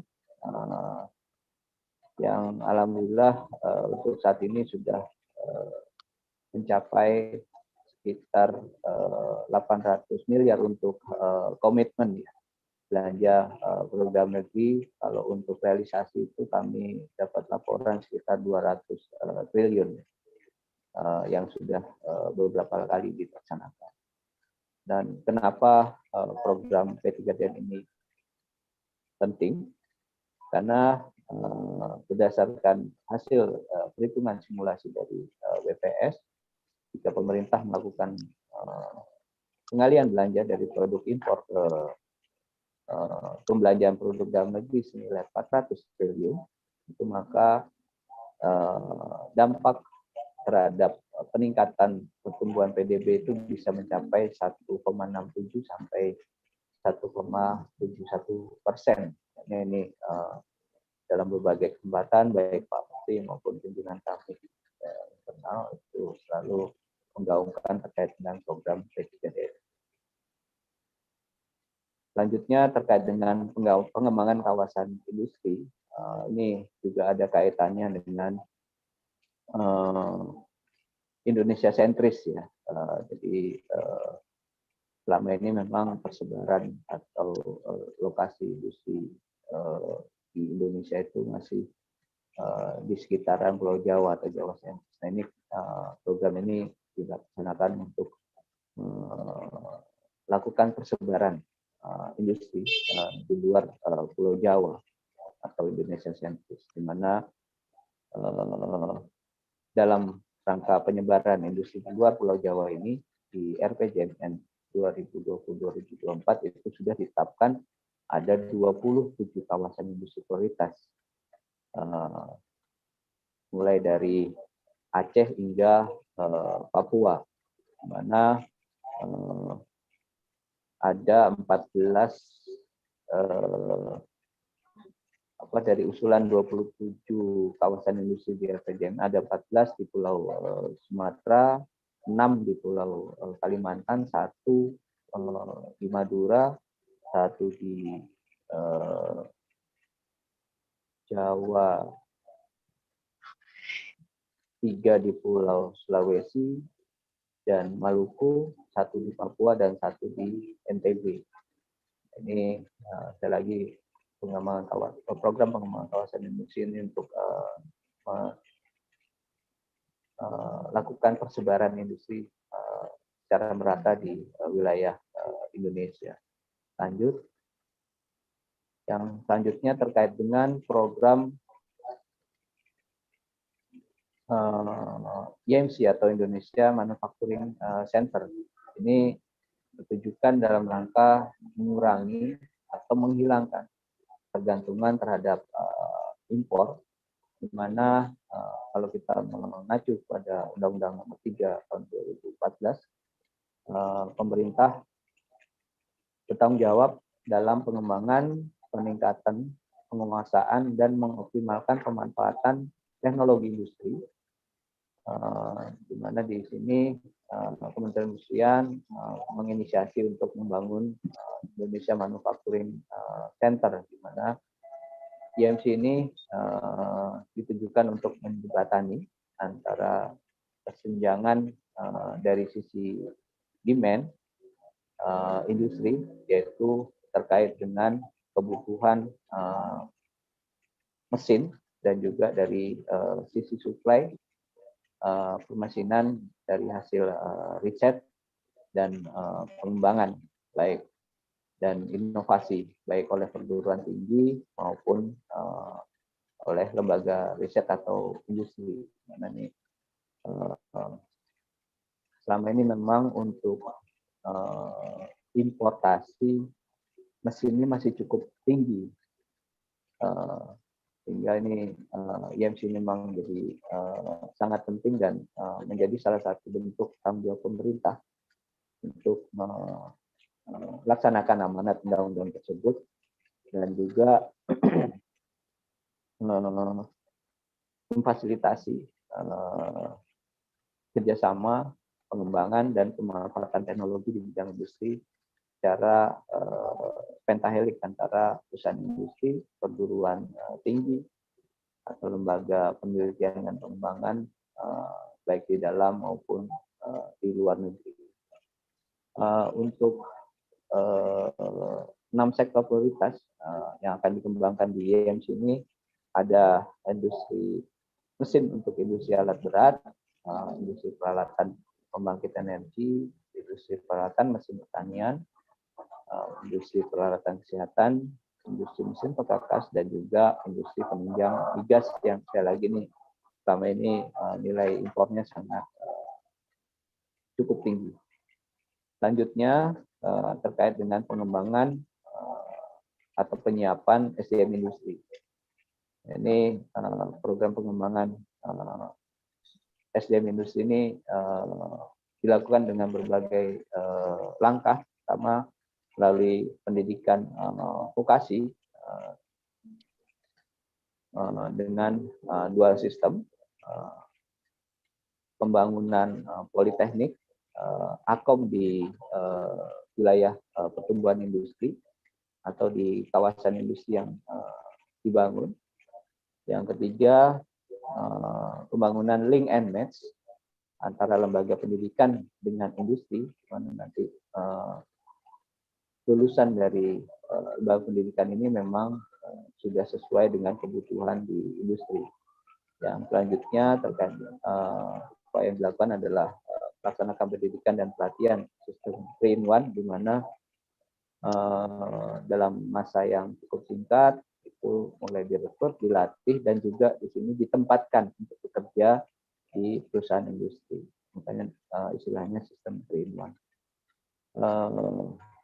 Yang selanjutnya terkait dengan pembangunan infrastruktur dan sertifikasi kompetensi. Nah, ini juga penting karena sebagai pengakuan atas kompetensi itu perlu juga dilakukan sertifikasi. Dan yang terakhir yang terkait dengan pembangunan SDM industri ini adalah pengembangan SDM menuju atau yang terkait dengan industri 4.0. Lanjut, program kebijakan lainnya itu ada pusat industri digital Indonesia 4.0. Ini dibangun untuk menyiapkan SDM di bidang industri 4.0 dan untuk mengakselerasi transformasi industri 4.0 di sektor manufaktur. Pusat atau PD 4.0 ini didirikan sebagai solusi satu atap penerapan industri 4.0 di Indonesia sekaligus menjadi jendela industri 4.0 pada dunia, di mana DPD 4.0 ini ada 5 pilar dan fungsi layanan transformasi. Itu pertama sebagai soft case center, yaitu sebagai tempat untuk melihat dan merasakan secara langsung penerapan dan proses transformasi industri 4.0. Desain showcase pada tahap awal telah disiapkan untuk industri otomotif dan juga untuk industri makanan dan minuman. Yang kedua, capability center, yaitu sebagai tempat untuk membangun keahlian industri 4.0 dari kerja industri level eksekutif, puncak sampai dengan operator di lapangan. Selain itu juga sudah tersedia LSP untuk melakukan sertifikasi kompetensi di bidang industri 4.0. Ketiga, PD ini sebagai ekosistem industri 4.0, yaitu sebagai jejaring pemangku kepentingan industri 4.0 yang saling mendukung dengan pelaku bisnis industri, penyedia teknologi, penyedia layanan, akselerator, universitas, dan juga lembaga litbang. Yang keempat, PD 4.0 sebagai juga pusat pendamping atau delivery center, tujuan untuk mendampingi perusahaan dalam mengadopsi atau mentransformasi industri 4.0 mulai dari tahap assessment hingga tahap implementasi dan pengembangan atau scale up. Yang kelima, PD 4.0 ini juga sebagai rekayasa dan kecerdasan intelektual yang bertujuan untuk memfasilitasi jaringan riset terapan antara perusahaan dan lembaga riset sekaligus menyediakan testbed untuk pengujian penerapan teknologi baru. Selanjutnya yang juga tidak kalah penting terkait dengan pengembangan IKM dan bangga buatan Indonesia, di mana bagaimana diketahui Punten bahwa Pak Febi, boleh dipercepat dikit? Siap Ibu. Jadi untuk pengembangan IKM ini ada penumbuhan. Terima kasih. Siap Ibu. Wirausaha baru, pengembangan sentra IKM, pengembangan produk IKM, material center, kemitraan, dan juga hal-hal lain. Dan juga terkait dengan gerakan belanja produk buatan Indonesia, ini juga ada kaitannya dengan P3DN. Lanjut, yang juga penting terkait dengan pengembangan ekosistem industri halal. Ini Kementerian Perindustrian berkoordinasi dengan Next ya, KS itu menyusun master plan untuk industri produk halal, di mana tujuannya untuk pengembangan program substitusi impor dan fasilitasi peningkatan daya saing pemanfaatan Indonesia UAE CEPA untuk ekspor industri halal. Juga terkait dengan penciptaan kawasan industri halal yang terintegrasi, termasuk di dalamnya adalah penyelenggaraan awarding Indonesia Halal Award untuk menstimulasi dan mengapresiasi pelaku industri halal. Selanjutnya yang penting juga itu terkait dengan industri hijau, di mana industri hijau ini menjadi ikon yang saat ini selaras dengan keinginan dalam mencapai pembangunan berkelanjutan.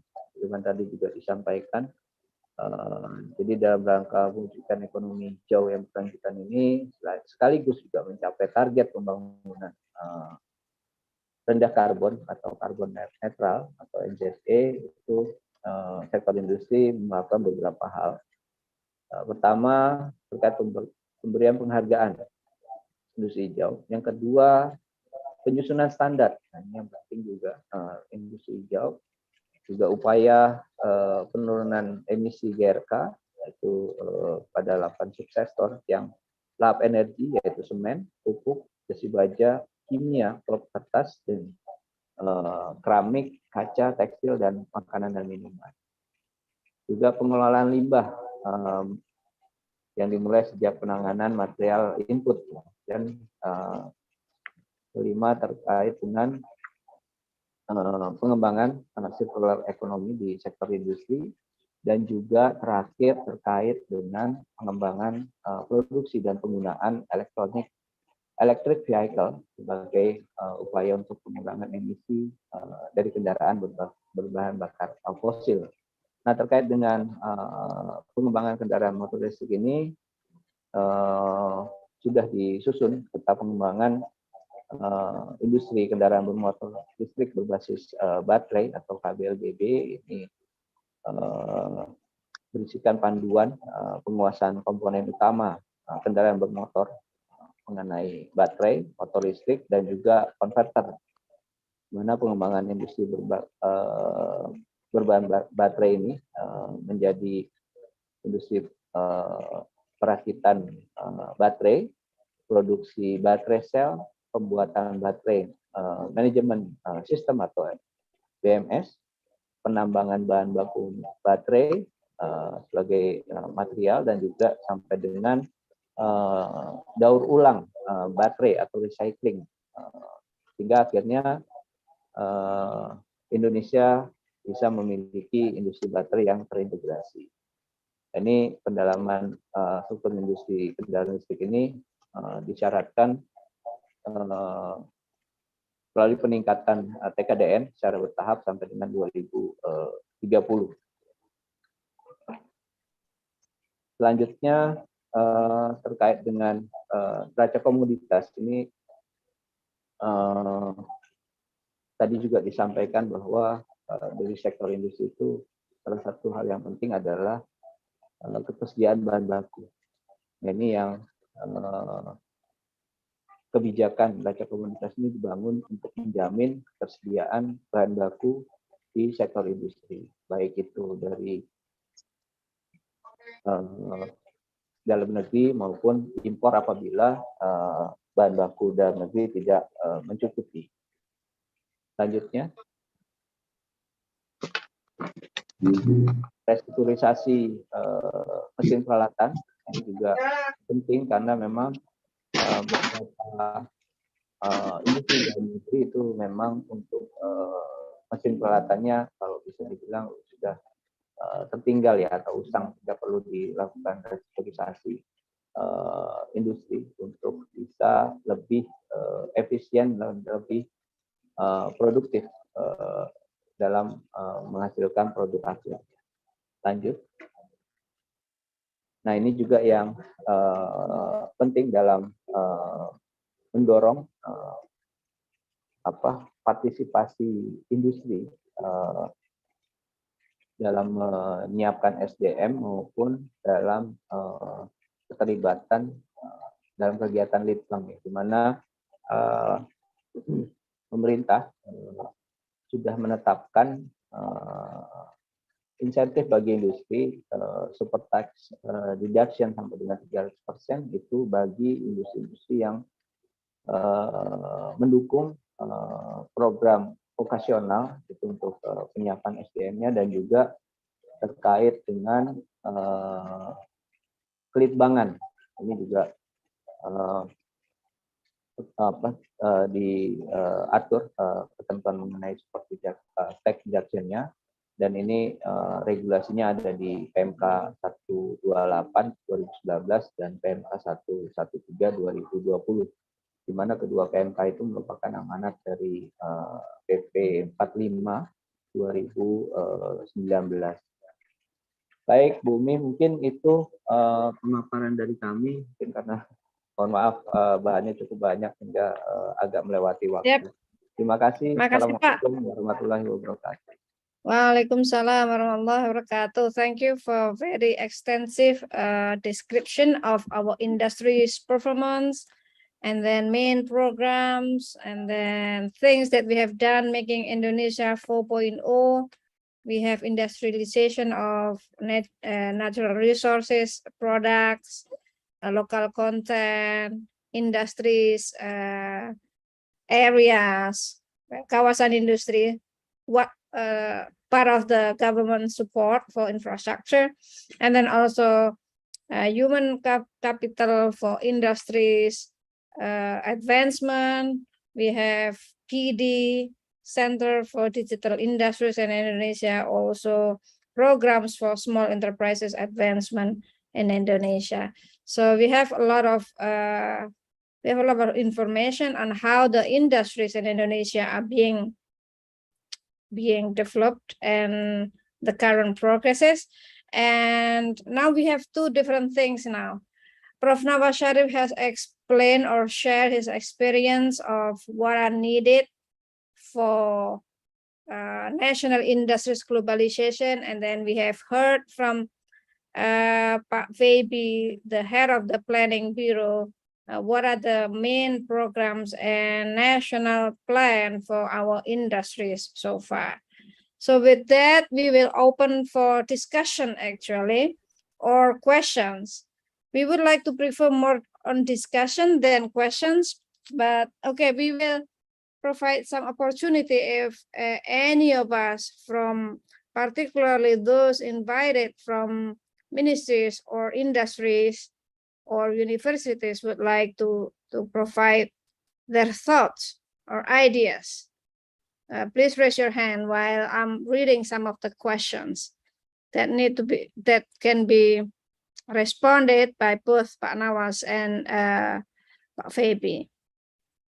Anyone? Not yet. So here are some questions from our fellow at BRIN, the research agencies. So Ibu Siti Aminah from the Research Center for Domestic Governance.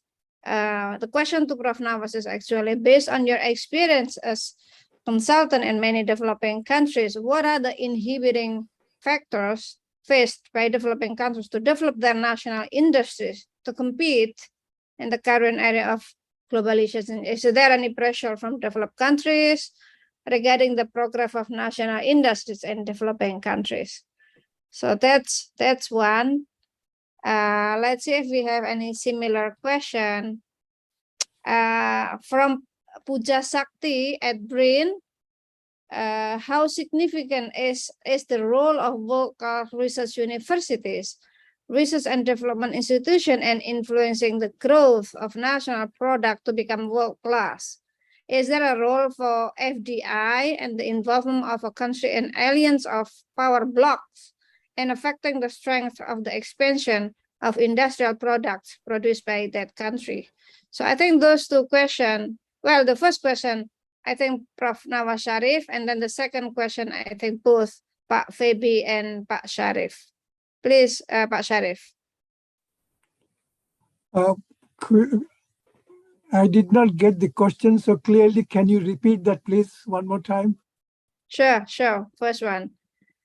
Pak Sharif, based on the experience, your experience, what are the inhibiting factors faced by developing countries to develop their national industries to go global?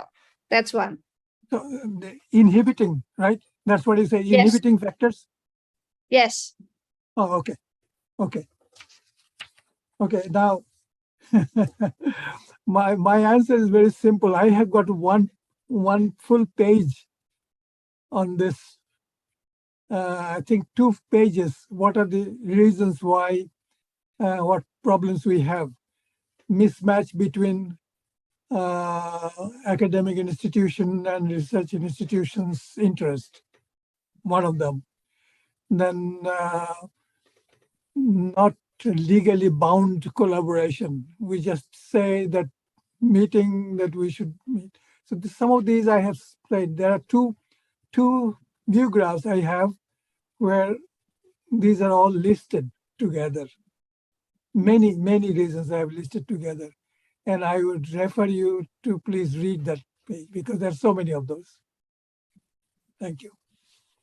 Thank you. So yeah, 2 more questions for you, Professor Sharif. the other one is what is how significant? Well, what is the role for FDI? What is FDI? And the involvement of a country and alliance of power blocks in affecting the strength of the expansion of industrial product produced by that country. This is sort of like global political economy questions from Puja Sakti at BRIN. I must apologize first to say that I'm going to give an answer which you will not like. Because do not expect foreign direct investment. Why foreigners should invest in our country to compete with their industries? This is not the right kind of mindset. We cannot expect a foreign country or even this big World Bank, UN organizations. They all, remember, I brought to your attention what Professor Yunus said. Established systems only help those already well established. World Trade Organization, they don't help the developing countries. Like he said, banks do not give money to poor people. Bank gives money to those who have money. So developed countries invest in developing countries where they know they can take the natural resources for their benefit. So for industries competing in the global market, and this is something that I would like to take also to bring to the attention of many of your speakers. Yes, there are a lot of things that what they translated for me, some of those that you were talking a few minutes ago. I hear a lot of activities, a lot of industries are being developed, but my key question is, which industries for export? That's the most important thing. We have to get income from the world market. That's what is going to reduce our gap with the developed country. Thank you. So, thank you. Thank you. And maybe later, Pak Febi will comment or respond to the particular Pak Nawas questions, which are our top priorities exporting industries that we have that need to go stronger globally. So yeah, we will ask Pak Febi's comments later. We have like 2 more questions, I guess, for Prof. Sharif. So let's go one by one. It's easier for me to manage the questions. So from Pak Arnis Rahmadani, BRIN, he said that our previous president Soeharto ever be one of the leaders to make our country and to be one of the development country by using combination of human resource and technology. How to make our country Indonesia to be the best producer in petroleum industries in the disruption era of the price of oil is cheaper than any other. Any some things, any missing or any suggestions? So this is a particular question for Pak Sharif, I think. Please, Pak Sharif, one at a time. May I clarify? Yes. Your question was particularly for petroleum industry, right? Yep. Was the question for petroleum industry? Yes. Or any industry? Petroleum industries. Petroleum industry. Do you export a lot of petroleum to the world? Do we, Pak Febi? Indonesia exports a lot of petroleum to the world. No, Is but a member no. of the oil exporting countries. Was. Petroleum. Yes, was. No longer. No longer. He said You Pak don't Toto. export anymore because why? You do not have enough. We don't have enough reserve to sell it to a global market. I agree. So then this question does not arise because you do not have enough to sell to the market. What you should find out is what you can sell to the global market. And at this time, if you're talking about energy, okay, something related to solar energy, wind energy, can you produce something that you can sell to the whole world? Maybe that's one possibility to look at, because petroleum, natural resource-based industries, we should not export, if you ask me very frankly, because by exporting, you are giving away. See, United States has got all resources. They don't export. They get from other countries. Why? They want to keep theirs, what they have, use up other people's resources. This is a strategy that we have to think about. Yes. Now we have Pak Toto raising his hand, responding to that particular question. What are our top-notch product to be exported, Pak Toto? Is it battery? Is it? I myself don't know. So sorry for silly examples. Please go ahead, Pak Toto. I think Pak Toto is from the Ministry of Industries, Prof. Nawas. No. I'm from the Coordinating Ministry for Economic Affairs, Bu Umi. Okay. Actually, okay, go ahead, Pak. I want to ask Pak Feby contact number later on. But anyway, I would like to raise the first question for Pak Feby regarding our battery, our decision to establish the so-called IBC, Indonesian Battery Corporation. Pak Nawasarif, I'm sorry if I switch to Bahasa Indonesia. I would like to address it in a more decent way in Bahasa Indonesia. Pak Feby, kalau kita ingat perjalanan Presiden dan juga Pak Luhut ke Amerika, ketemu dengan Elon Musk, mereka menyepakati akan membangun fasilitas pengolahan untuk produksi baterai. Dan semua itu harus melewati katalis IBC. Kita tahu jenis teknologi seperti apa yang sudah disepakati. Itu adalah lithium ion. Sementara kita tahu bahwa hanya selang 3 minggu setelah pertemuan itu, ternyata Elon Musk itu sudah memperoleh paten yang baru untuk teknologi baterai yang bisa membuat power density dari baterai itu lebih tinggi, yang akan membuat lithium ion teknologi obsolete dalam sekitar 25-30 tahun. Artinya itulah masa produktif yang kita miliki. Padahal pemihakan kita sudah all out dengan lagi-lagi mencadangkan raw material yang kita miliki. Pertanyaan saya, Kementerian Perindustrian mestinya bisa lebih kritis. Kenapa enggak? Itu pertanyaan saya untuk Pak Feby. And for Professor Nawasarif, I recall your attendance in Indonesia during the time when my best fellow, Pak Manaik Simamora, was there managing the meeting. At the time we discussed about Pak Habibie's concept and about how you criticize all of it. But I would like to ask you about one particular approach about the trick carried out by Japan, by Korea, and recently by China. They try to leapfrogging by doing some nasty things that how do you call it? That's very much hated by all mature countries. But eventually, we need such kind of trick. I already forward a similar question to our fellows from Korea. Some of them responded by yes, we did some nasty things that provides us with the opportunity to catch up with more advanced country, but please don't expose it. Now I like you to speak frankly with us. So we can learn about such kind of trick and about probably we also need to equip ourselves as how to call it a possible countermeasure to in terms of policy with regards to the advanced product from other advanced countries. That's it. Thank you very much, Mbak Umi. Thank you.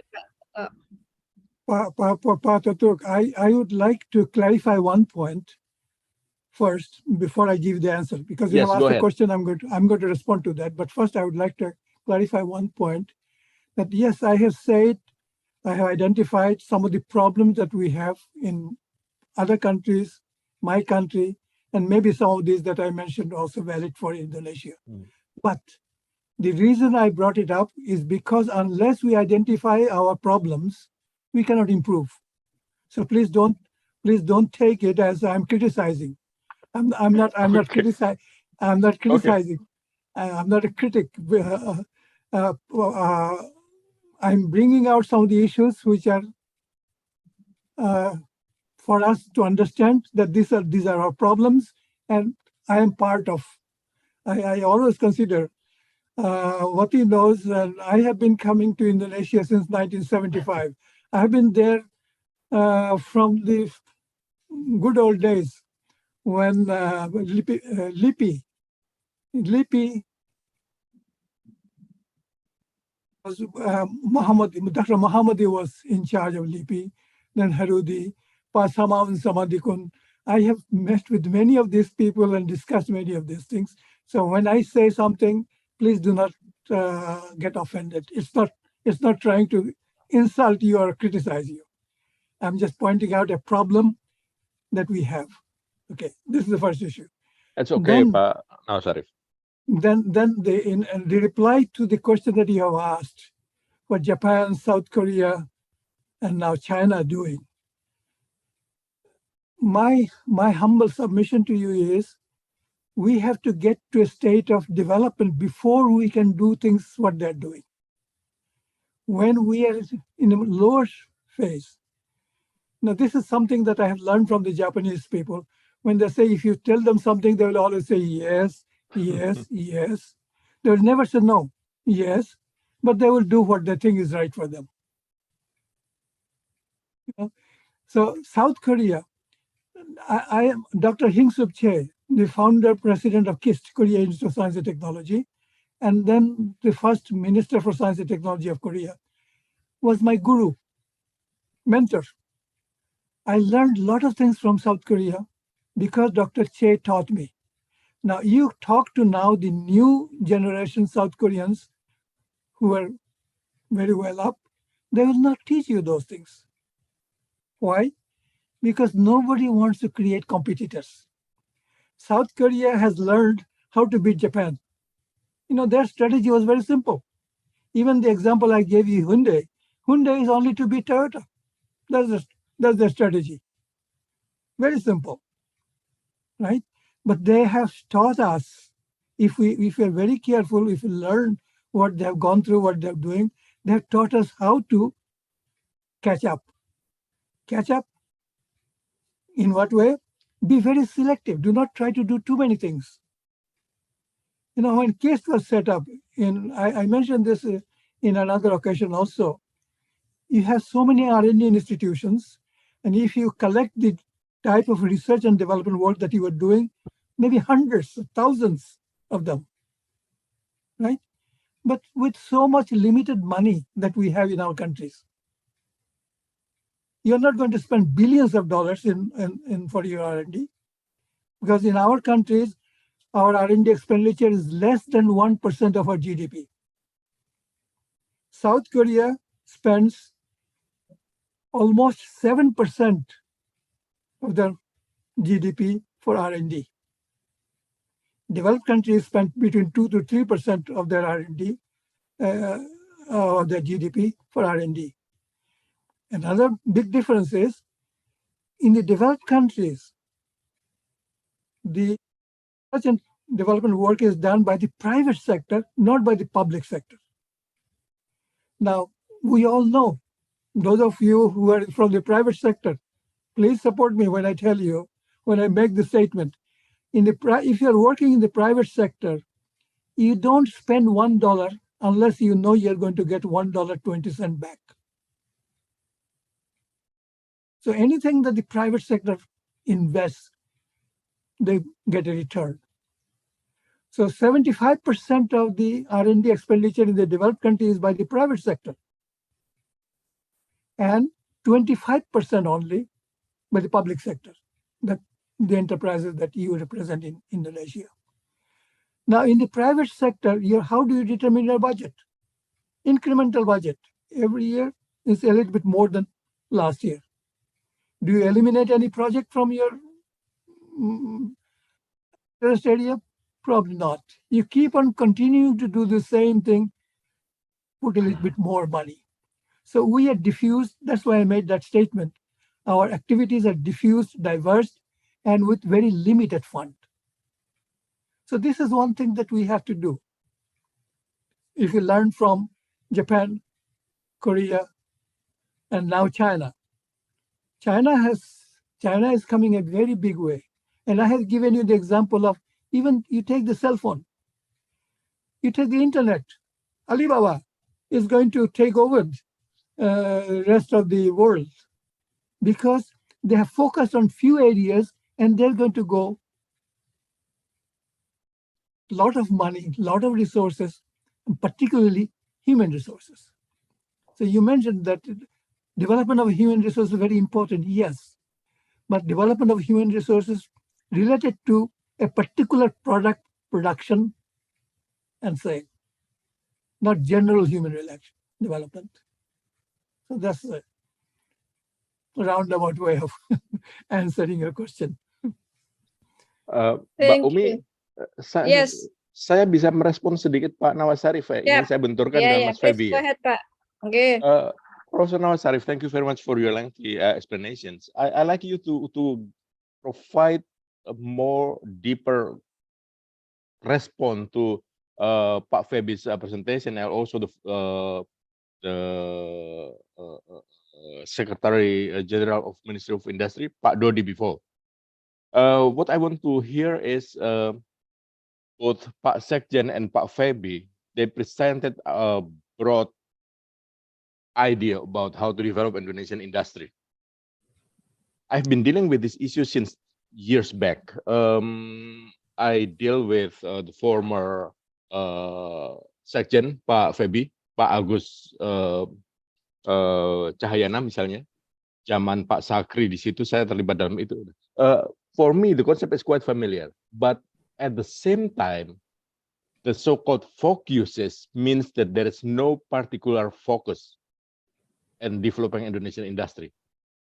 So you already mentioned just now that the strength of China and their strategy is because they focus, so they spend their resources focus on particular issue, particular idea. So I would like to hear your comment on addressing this fact. If I take a look at the so-called Indonesian industrial policy, I always have the same feeling that I had years back. No focus. There's no focus. If we went back to have a look at our Indonesian response after economic crisis of 1998, to compare it with how Thailand approached this issue, starting from the same situation, instead of distributing power to among all administrative levels to local areas through decentralization, Thai choose to centralize instead. This is the stark difference between Thai and Indonesia. Indonesia prefer decentralization, Thai prefer centralization. We can see their achievement today. How many new products has been accepted by the global world? How many Thais? How many Indonesians? For example. So itu tambahan saya, Bu Umi. Thank you very much. Yep. Thank you. You would like to respond one more, Professor Sharif, before we hear from Pak Febi? No, this question I do not have to say anything else. I agree 100% what you said. Okay. Okay. Yes. Okay. So we have the same spirit, Pak Toto. Like, Okay. what are our priorities? So now let's hear from Pak Febi. Please, Pak Febi. Pak Febi, oh, he got kicked from the Ya, Bu Umi. Zoom. Oh, oke, he's here still. Ya, Oke, thank mohon maaf Bu, you. saya ganti device saya habis baterai tadi. Siapa? Ah, Thank you, Pak. saya coba catat, mungkin semoga nggak ada yang kelewat tadi. Pak Toto tadi terkait dengan rencana Baterai. pembangunan baterai ya Bu, Pak Toto. Jadi sebetulnya Pak Toto, roadmap yang kami susun itu sudah disusun bersama dengan teman-teman Kemenko Marves, Pak. Jadi mestinya ini harusnya sejalan, Pak. Tapi kalau terkait siapa yang akan membangun itu mungkin tidak satu-satunya, mungkin Pak. Itu ada beberapa investor yang coba dijajaki dan nanti mestinya dari beberapa investor itu nanti yang mana yang akan lebih bisa menjamin ya Pak terhadap. Pak Febi, saya potong sebentar boleh ya? Ya. Produsen baterai untuk EV itu interconnected di antara mereka. Bagaimana Tesla terkait dengan BYD, bagaimana mereka terkait dengan CATL, seperti apa. Nah, capaian teknologi yang tadi saya sebutkan, termasuk yang solid state baterai, itu sudah kita semuanya tahu. Gitu. Di sini yang saya permasalahkan adalah bahwa pilihan teknologi kita itu cenderung salah, ataupun kalau tidak salah, umurnya pendek. Itu Mas. Kebetulan di kantor saya yang diminta untuk melakukan evaluasi itu ya, itu yang saya dapatkan juga dari komunikasi dengan beberapa pihak. Gitu Mas, kecenderungan umurnya pendek. Jadi tidak cucuk kita untuk terlalu memihaki itu. Ini saran saja gitu. Lebih baik kita bisa memilih teknologi apa yang memungkinkan kita bisa memperoleh benefit ekonomi lebih banyak, lebih lama. Nah, ini kalau Mas Febi tanya kepada komunitas teman-teman BRIN gitu ya yang terkait dengan baterai, jawabannya akan beragam. Yang suka dengan fuel cell akan bicara fuel cell, seperti apa namanya, kalau kita lihat di musik jazz gitu ya, mereka akan jamming sendiri gitu ya, jam session gitu. Enggak, ya yang maksud saya concerted itu mestinya datang dari Kementerian Perindustrian gitu ya, diakurkan dengan kemampuan yang ada di BRIN. Nah ini yang belum terjadi. Sebenarnya ada satu masalah lagi yang perlu saya raise untuk teman-teman di BRIN. Berkali-kali saya sarankan supaya intervensi BRIN itu ke dalam bentuk perusahaan, korporasi. Tapi seolah-olah ada batas untuk teman-teman BRIN menyentuh korporasi itu. Loh, kalau itu BUMN itu kan urusannya Menko Perekonomian dan juga Marinvest. Kalau level BUMD dan BUMDes itu nggak tahu lagi siapa. Jadi seperti ada lapisan pemisah, Mbak Umi. Ini sebetulnya masalah yang perlu teman-teman BRIN pahami, bahwa untuk bisa mengintervensi ekonomi, untuk bisa mengukur dampak intervensi dari BRIN, itu harusnya melalui instrumen korporasi. Itu pendapat saya. Terima kasih Mbak Umi. Siap, Mas Feby, yang korporasi yang korporasi nanti kita sisihkan untuk kita address baik oleh Pak Yudo maupun yang lain nanti. Pak Febi, monggo Pak Febi, baterai, kemudian yang kedua tadi prioritas sektor kita atau exporting industri kita apa, kemudian ada satu lagi nih Pak Febi, di chat dari Pak Agus Krisnowo, dalam pengembangan IMC dan sektor apa saja menjadi prioritas, BRIN khususnya PR, TIPM siap berkolaborasi. Nah ini diberikan tadi yang legally binded contract. Itu Pak Febi dan Pak Toto benar. Jadi perlu sekat ini yang perlu di break atau melalui legally binded contract tadi mungkin salah satu. Tapi nanti bukan saya yang akan merespon, nanti Bapak Ses. Makasih. Mari Pak Febi, monggo. Ya, terima kasih Bu Umi, Pak Toto. Jadi terkait tadi masukan Pak Toto, mungkin kami catat ya Pak. Yang jelas memang terkait dengan mungkin nanti kualitas baterai yang diproduksi dalam negeri ya Pak.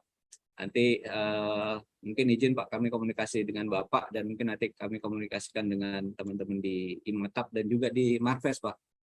Monggo Mas. Dari Bapak. Oke. Yang kedua terkait dengan penentuan prioritas produk yang diekspor ya Bumi. Jadi ada catatan dari Prof. Nawas. Jadi Exporting industries, ya. Ya, seperti kami sampaikan di paparan, Bu. Jadi ada 7 sektor yang memang didorong untuk dibangun melalui industri 4.0 ya. Dan kebetulan kalau kita lihat datanya Bu, dari 7 sektor yang ditetapkan itu memang selalu masuk 5 besar ekspor tertinggi Bu dari produk dalam negeri. Jadi kalau bisa dilihat di sini terkait dengan industri logam itu memang masuk dalam industri yang ditetapkan di 4.0. Itu juga industri makanan dan minuman, termasuk industri kimia dan farmasi, dan juga terkait dengan industri tekstil. Nah itu perhitungannya memang dilihat pertama dari potensi yang kita punya dalam negeri dan dikaitkan dengan pasarnya ya,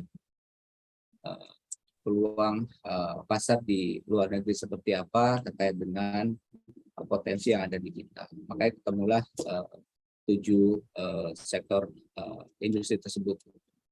Dan memang dari jenis industri yang ditetapkan itu memang selalu masuk dalam 5 besar dan memang sesuai dengan tujuan awal penetapan 7 sektor itu di industri 4.0. Yang ketiga, itu terkait dengan tadi pertanyaan Pak Agus ya, Nowo, terkait dengan IMC. Dan mungkin ini kaitannya juga dengan tadi ada ini peran perguruan tinggi dalam pengembangan inovasi di sektor industri. Karena IMC ini seperti kami sampaikan ini adalah pusat kolaborasi sebetulnya antara pemerintah, perguruan tinggi, dan juga industri, di mana IMC ini dibentuk itu didasarkan pada masih besarnya impor untuk mesin industri. Padahal penguasaan terhadap mesin industri ini salah satu faktor utama kalau kita mau menjadi negara industri. Makanya IMC ini dibangun, di mana nanti di dalamnya kita sudah punya peta mesin-mesin apa yang dibutuhkan, dan dari kebutuhan itu kita petakan Technopark atau Center of Excellence yang ada di perguruan tinggi. Itu kan mempunyai masing-masing spesialisasinya. Misalnya taruhlah IPB itu kami petakan punya kemampuan di bidang alsintan, di mana impor alsintan itu masih cukup besar. Dan dengan adanya IMC ini, nanti IMC itu memetakan mesin-mesin apa yang selama ini diimpor dan bisa produksi prototipenya di STP yang ada di atau COE yang ada di IPB terkait dengan alsintan. Nanti setelah jadi itu akan dikomersialisasi dengan swasta, karena perhitungan nilai ekonomi itu jadi penting, Bu. Jadi kalau kita sudah punya peta demand-nya dan jumlahnya besar, otomatis itu akan menarik buat swasta untuk memproduksi ya. Cuma memang biaya R&D itu kan cukup besar, Bu. Makanya ini yang di-handle oleh pemerintah untuk bisa menghasilkan prototipenya. Setelah jadi nantinya patennya memang pemerintah atau penelitinya. Nanti ini yang akan komersialisasi oleh swasta menggunakan paten yang dibuat oleh pemerintah ya, atau peneliti pemerintah. Nah ini kalau pola-pola ini yang dibangun, artinya akan tadi ya, selain memberdayakan COE yang ada di perguruan tinggi, karena memang kompetensinya cukup baik, peralatan yang dimiliki cukup baik, hanya saja informasi mengenai apa-apa yang bisa dihasilkan di situ itu yang belum link and match dengan kebutuhan di industri. Nah ini yang sebetulnya selain dari sisi SDM link and match-nya dengan kebutuhan industri, ini juga sebetulnya mesin peralatan itu juga bisa di link and match-kan, bukan hanya untuk industri besar, tapi juga banyak sekali bantuan-bantuan yang pemerintah berikan kepada IKM, UMKM, itu masih banyak juga yang harus diimpor. Padahal sebetulnya itu bukan mesin atau peralatan yang complicated, yang rumit gitu, yang menggunakan teknologi tinggi. Namun ya itu tadi, karena informasi demand-nya itu belum jelas, sehingga industri dalam negeri itu masih khawatir untuk bisa memproduksi, karena khawatir kalau dia produksi pasarnya sedikit, otomatis kan harganya nggak akan bersaing gitu. Nah itu yang kaitannya tadi IMC dan juga terkait dengan peran perguruan tinggi ya dalam pengembangan inovasi untuk di sektor industri. Mungkin itu Bu Umi, Pak Toto. Siap. Makasih Pak Feby, thank you. We still have burning questions actually. What are our industry's priorities that needs to go global? Is it the lithium battery things, high tech, expensive one? Is it natural resource based food things? Is it something else? So yeah, Pak Toto also already highlighted it is, we still have broad types of industries that we would like to develop further, but yet how to focus on things that we can leapfrogging, because Pak Toto highlight the short period of lifetime of technology actually has a positive things. Pak Nawaz Sharif said those not long-lived technology is the opportunity for us to leapfrog and advance and outspeed them if we want to. So this is the kind of trade-off, and if we want to develop some technology that we really want to go global and acquire the global market. We ourselves are markets itself, but it depending what kind of products, what kind of goods and customer services that we would like to produce. So this is already like 12:15 here in Indonesia, maybe like 12:15 p.m. in Maryland now. So we would like for me it's 1 o'clock, 1:15 at night. Okay, that's even later, 1:15 over there. So yes, we can continue with the next following session or discussion, perhaps more focused discussion if we would like to. And now we will come into closing remarks that has been prepared by BRIN, the Deputy of Research and Innovation and Policies. And overall, I will not read one by one our discussion today. We have heard lesson learned and ideas or suggestion from Pak Sharif on industry's globalization, and we have heard government of Indonesian policies on industry, and we have a pretty dynamic discussion on what are our priorities, what are our industries. Maybe we know, maybe we don't. That's where we need to discuss and move forward from there. And with that, if there is any mistaken from me, please take my apology. And we are very thankful and thank you with all participants and all the speakers. Thank you very much. And now I would like to give the time and screen to the Secretary Deputy Mr. Yudo Nugroho. Please, Pak. Ya, terima kasih Bu Umi. Yudo Baskoro, I'm sorry. Ya, dalam hitungan menit langsung berubah nama saya. Ya, terima kasih Bu Umi. So, thanks for the time, and now I want to deliver the closing remarks. Professor Nawaz Sarif, our guru, and representative from the Minister of Industry, deputies and director from the National Research and Innovation Agency, distinguished guests, participants, ladies and gentlemen, Assalamualaikum warahmatullahi wabarakatuh. Salam sejahtera bagi kita semua. Good afternoon.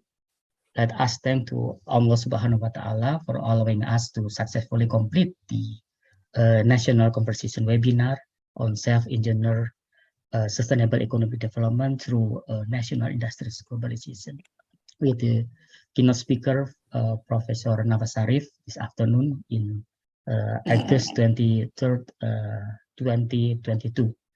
This webinar was hosted by National Research and Innovation Agency BRIN, and specifically the Deputy for Research and Innovation Policy, and also the Research Center for Economic of Industry, Services and Trade under coordination research organization of our governance, economic and community welfare, and also our friends, the Minister of Industry. Ladies and gentlemen, from the webinar, there are some notes that to be taken into account for follow-up by all of us, particularly in the context of the national industrial globalization. As follow, as I just take some points. Your participation from all stakeholders demonstrated the significance of not only industrial development, but also the importance of assistance, initiative, and active participation in industrial globalization. The second is this not only to keep up the technology development, but also to increase the productivity competitiveness of the industrial sector in order to accelerate industrial growth and the national economy. Of course, Indonesia already good performance, and readiness must be actively promoted to the global audience so that more investment in the industrial sector as well as increase the competitiveness has a positive impact on the performance export.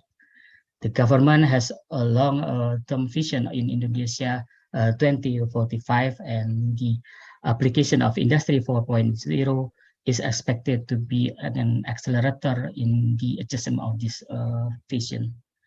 Therefore, the strategic industrial technology innovation management for the rapid economic growth very essential for both catching up and leapfrogging in the technology development. The most critical essential issue faced by our country is current visible hostile global political economy milieu is how to immediately arrest and very quickly reverse the ever widening prosperity gap. This is our challenge. An expectation for the foreign external assistance for vigorous global market competition should become our concern, and the such of a background, a plausible framework for sustainable economic development that could lead to rapid prosperity gap reduction seems to be industrial technology innovation management initiative that are both focused and strategic. Such initiatives should guide local industrial enterprises to producing high demand globally competitive product for export, and it should also enable some successful national industries become powerful global corporation. And the last, let's hope that the result of this webinar will be used by all of you as the stakeholders to build unity and determination and formulate strategic steps to accelerate national industries globalization toward sustainable economic development. Before we close the webinar, I would like to express my sincere thanks to all of you I'm very proud of this webinar. It is indeed a very productive webinar that has resulted from the several points of concern to be implemented by all of us. On behalf of the organizing committee, we wish to extend our congratulations and gratitude to Professor Nawasari for his excellent presentation and ideas to support the implementation sustainable economic development in Indonesia, and also all of us participants of the webinar for the outstanding success of this event. I also wish to thank to Dr. Dudi Hidayat, Director for Formulation for Research and Technology and Innovation, and also Ibu Umi, Director for Research Center for Economic, Industrial Services and Trade, and also other organizers that supporting organizational and logistic ethical effort that be so fundamental to create success of this webinar. To all of the others, we thank them to their very strenuous effort. And finally, by saying Alhamdulillah Rabbil Alamin, all praise belong to God and Almighty, we officially close the National Conversation Webinar on Self-Engineers of Sustainable Economic Development through National Industries Globalization. We are looking forward to seeing you again in the near future. Wabillahi taufiq wal hidayah. Wassalamualaikum warahmatullahi wabarakatuh. So thank you. Waalaikumsalam warahmatullahi warahmatullahi wabarakatuh. wabarakatuh. With that, we close the webinar, and we from BRIN will contact Prof. Nawas and Pak Febi and other ministries for follow-up events of this webinar. Thank you very much, and see you all. See you. Thank you. See you. Arigato. Bye-bye. Thank you, Terima Pak kasih. Yudo. Terima Thank you, kasih, Pak Pak. Febi. Thank Pak you, Yudo, Sukses. Pak Nawas. Thank you, Pak buat Nawas. Arigato Pak gozaimasu. Wati. Bu, sertifikatnya lupa ya. Enggak ada waktu karena udah siang, udah malam. Ya, saya juga akhirnya nggak nutup karena it's too late, terlalu molor ya. Iya. Ya, karena mulainya tadi udah agak telat karena ada Yang terus teknis. semuanya molor karena kepadatan banyak materinya. Salam kenal Pak Yudo.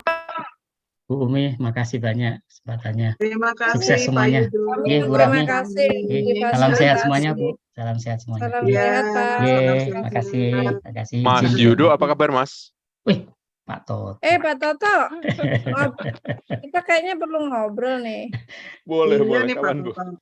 Ya, iya Pak Toto. Ini mungkin juga perlu dengan teman-teman Menko Perekonomian ya Pak. Karena juga Menko Marves tadi juga perlu juga ya. Sinkronisasi dari program tadi. Boleh, kapan nanti kita nyari waktu Iya, yang enak iya. ya. Sebenarnya dengan teman-teman analis kebijakan di BRIN sering saya komunikasi, sampaikan Iya, beberapa pemikiran gitu ya. Cuma Iya. ya ada berbagai hal yang menyebabkan pemikiran itu nggak termaterialisir Iya, gitu ya. Coba kita lihat nanti Iya. kita cari waktu Iya, Mbak siap. Umi, Mas Yudo. Iya Pak Oke, Toto, siap. kalau amanahnya ke kita itu yaitu hilirisasi inovasi. Memang kita tidak punya legally binded kontrak dengan universitas, tapi arahannya ke sana gitu. Nah, kami dari OR yang sosial dan ekonomi mengawal di super hilir ya, mengawalnya di kebijakan dan sosial dan ekonominya gitu. Bersama-sama. Dari sekian banyak interaksi saya dengan teman-teman BRIN, sebetulnya pembicaraan hari ini termasuk yang paling terbuka ya, dalam arti bahwa teman-teman BRIN juga bersedia mendengarkan pendapat yang lainnya, tidak berpegang pada reigning policy gitu ya. Itu kan yang terjadi selama ini seperti itu gitu. Masa sih Pak BRIN? Kita nggak pernah kayak gitu. Mbak Umi, saya kan ada di dalam ya dijeblongkan masuk dalam untuk membackup tim think tank sebetulnya ya. Saya ngerasa cukup banyak gitu, dari situ saya beri inputan ya, tentu saja tidak semua yang saya sampaikan harus diakomodasi. Tetapi ada berbagai hal gitu yang dalam pengamatan saya itu dikembangkan oleh BRIN secara rigid. Nah, rigidity ini yang kemudian membuat berbagai hal tidak bergulir. Saya ngelihatnya gitu, tapi kita Contohnya boleh. apa Pak yang dikembangkan secara rigidity itu yang mana maksudnya? Produknya atau teknologinya? Bukan teknologi. Bisa Kalau yang teknologi, baterai tadi ya. Mbak Rami, Mungkin kalau output teknologi, ya. kalau Mungkin teknologi sejak zaman Mhm. Mas Yudo masih di Kemenristek gitu, saya percaya bahwa teknologi itu orang kita mampu. Apapun Iya. itu, seperti misalnya industri otomotif, kalau UKM kita, UKM logam kita itu diberi kesempatan, itu mereka bisa membuat komponen otomotif yang sesuai. Itu sudah pernah uji coba seperti itu, tapi uji coba cuma sekali oleh Kementerian Perindustrian. Tidak ada repeat order. Itu satu hal. Nah, sekarang kalau kita lihat hal-hal yang mentok yang pernah saya sampaikan. Tadi saya infokan bahwa mestinya dengan berani BRIN bisa menentukan pendekatan secara prerogatif untuk bisa mengintervensi korporasi. Ya. Mulailah dari yang paling besar itu Intervensi ya. BUMN. Kemudian turun BUMN kan level provinsi ada BUMD, kabupaten kota ada BUMD, kemudian yang paling bawah BUMDes gitu ya. Kenapa begitu? Kita tahu bahwa korporasi itu kan memang sifatnya adalah pihak yang paling ideal untuk mendistribusikan kemakmuran. Wealth distributor yang paling fair itu kan sebetulnya perusahaan. Nah, kalau itu bisa kita sentuh, kalau BRIN boleh memilih korporasi ini sebagai instrumen, maka banyak sekali hal bisa BRIN diffuse. Kenapa saya pakai istilah diffuse? Di Cina itu yang namanya BUMN berbagai level itu jumlahnya ewon. Dan mereka mengkamuflasekan subsidi pemerintah itu melalui berbagai skema, termasuk akses ke teknologi, kajian ini, kajian itu mereka sisipkan untuk mensupport korporasi buatan negara. Di kita enggak gitu. Manakala saya bicara itu, BRIN bilang, oh itu kan ranahnya Marinvest, itu ranahnya Kemenko Perekonomian. Kok jadi aneh gitu ya? Padahal BRIN itu dalam hitung-hitungan saya, kan usianya harus kita hitung hanya sampai 2024 gitu ya. Ini hitungan buruknya. Gitu. Oleh karena itu harus ada pertinggal, harus ada warisan yang disiapkan. Gitu. Warisan Terus ada boleh quick win ya Pak. Kalau legasi itu udah tahu mau selesai, tapi kalau belum tahu mau selesai quick win ya Pak ya. Ya quick win setidaknya dari sisi perencanaan juga harus dikelola Mbak Umi. Perencanaan zaman saya masih di BPPT itu kan model perencanaan yang terakumulasi di dokumen perencanaan yang merupakan kumpulan dari berbagai hal yang sudah direncanakan. Saya nggak perlu sebutkan nama dokumen itu, teman-teman pasti sudah tahu semua. Tadi saya lihat ada teman-teman lama di situ, ada Pak Ugay, gitu ya, misalnya yang dulu sangat terlibat dalam hal itu. Kita perlu keluar dari jebakan itu. BRIN juga bisa melakukan pendekatan membentuk gugus tugas kecil-kecil gitu ya.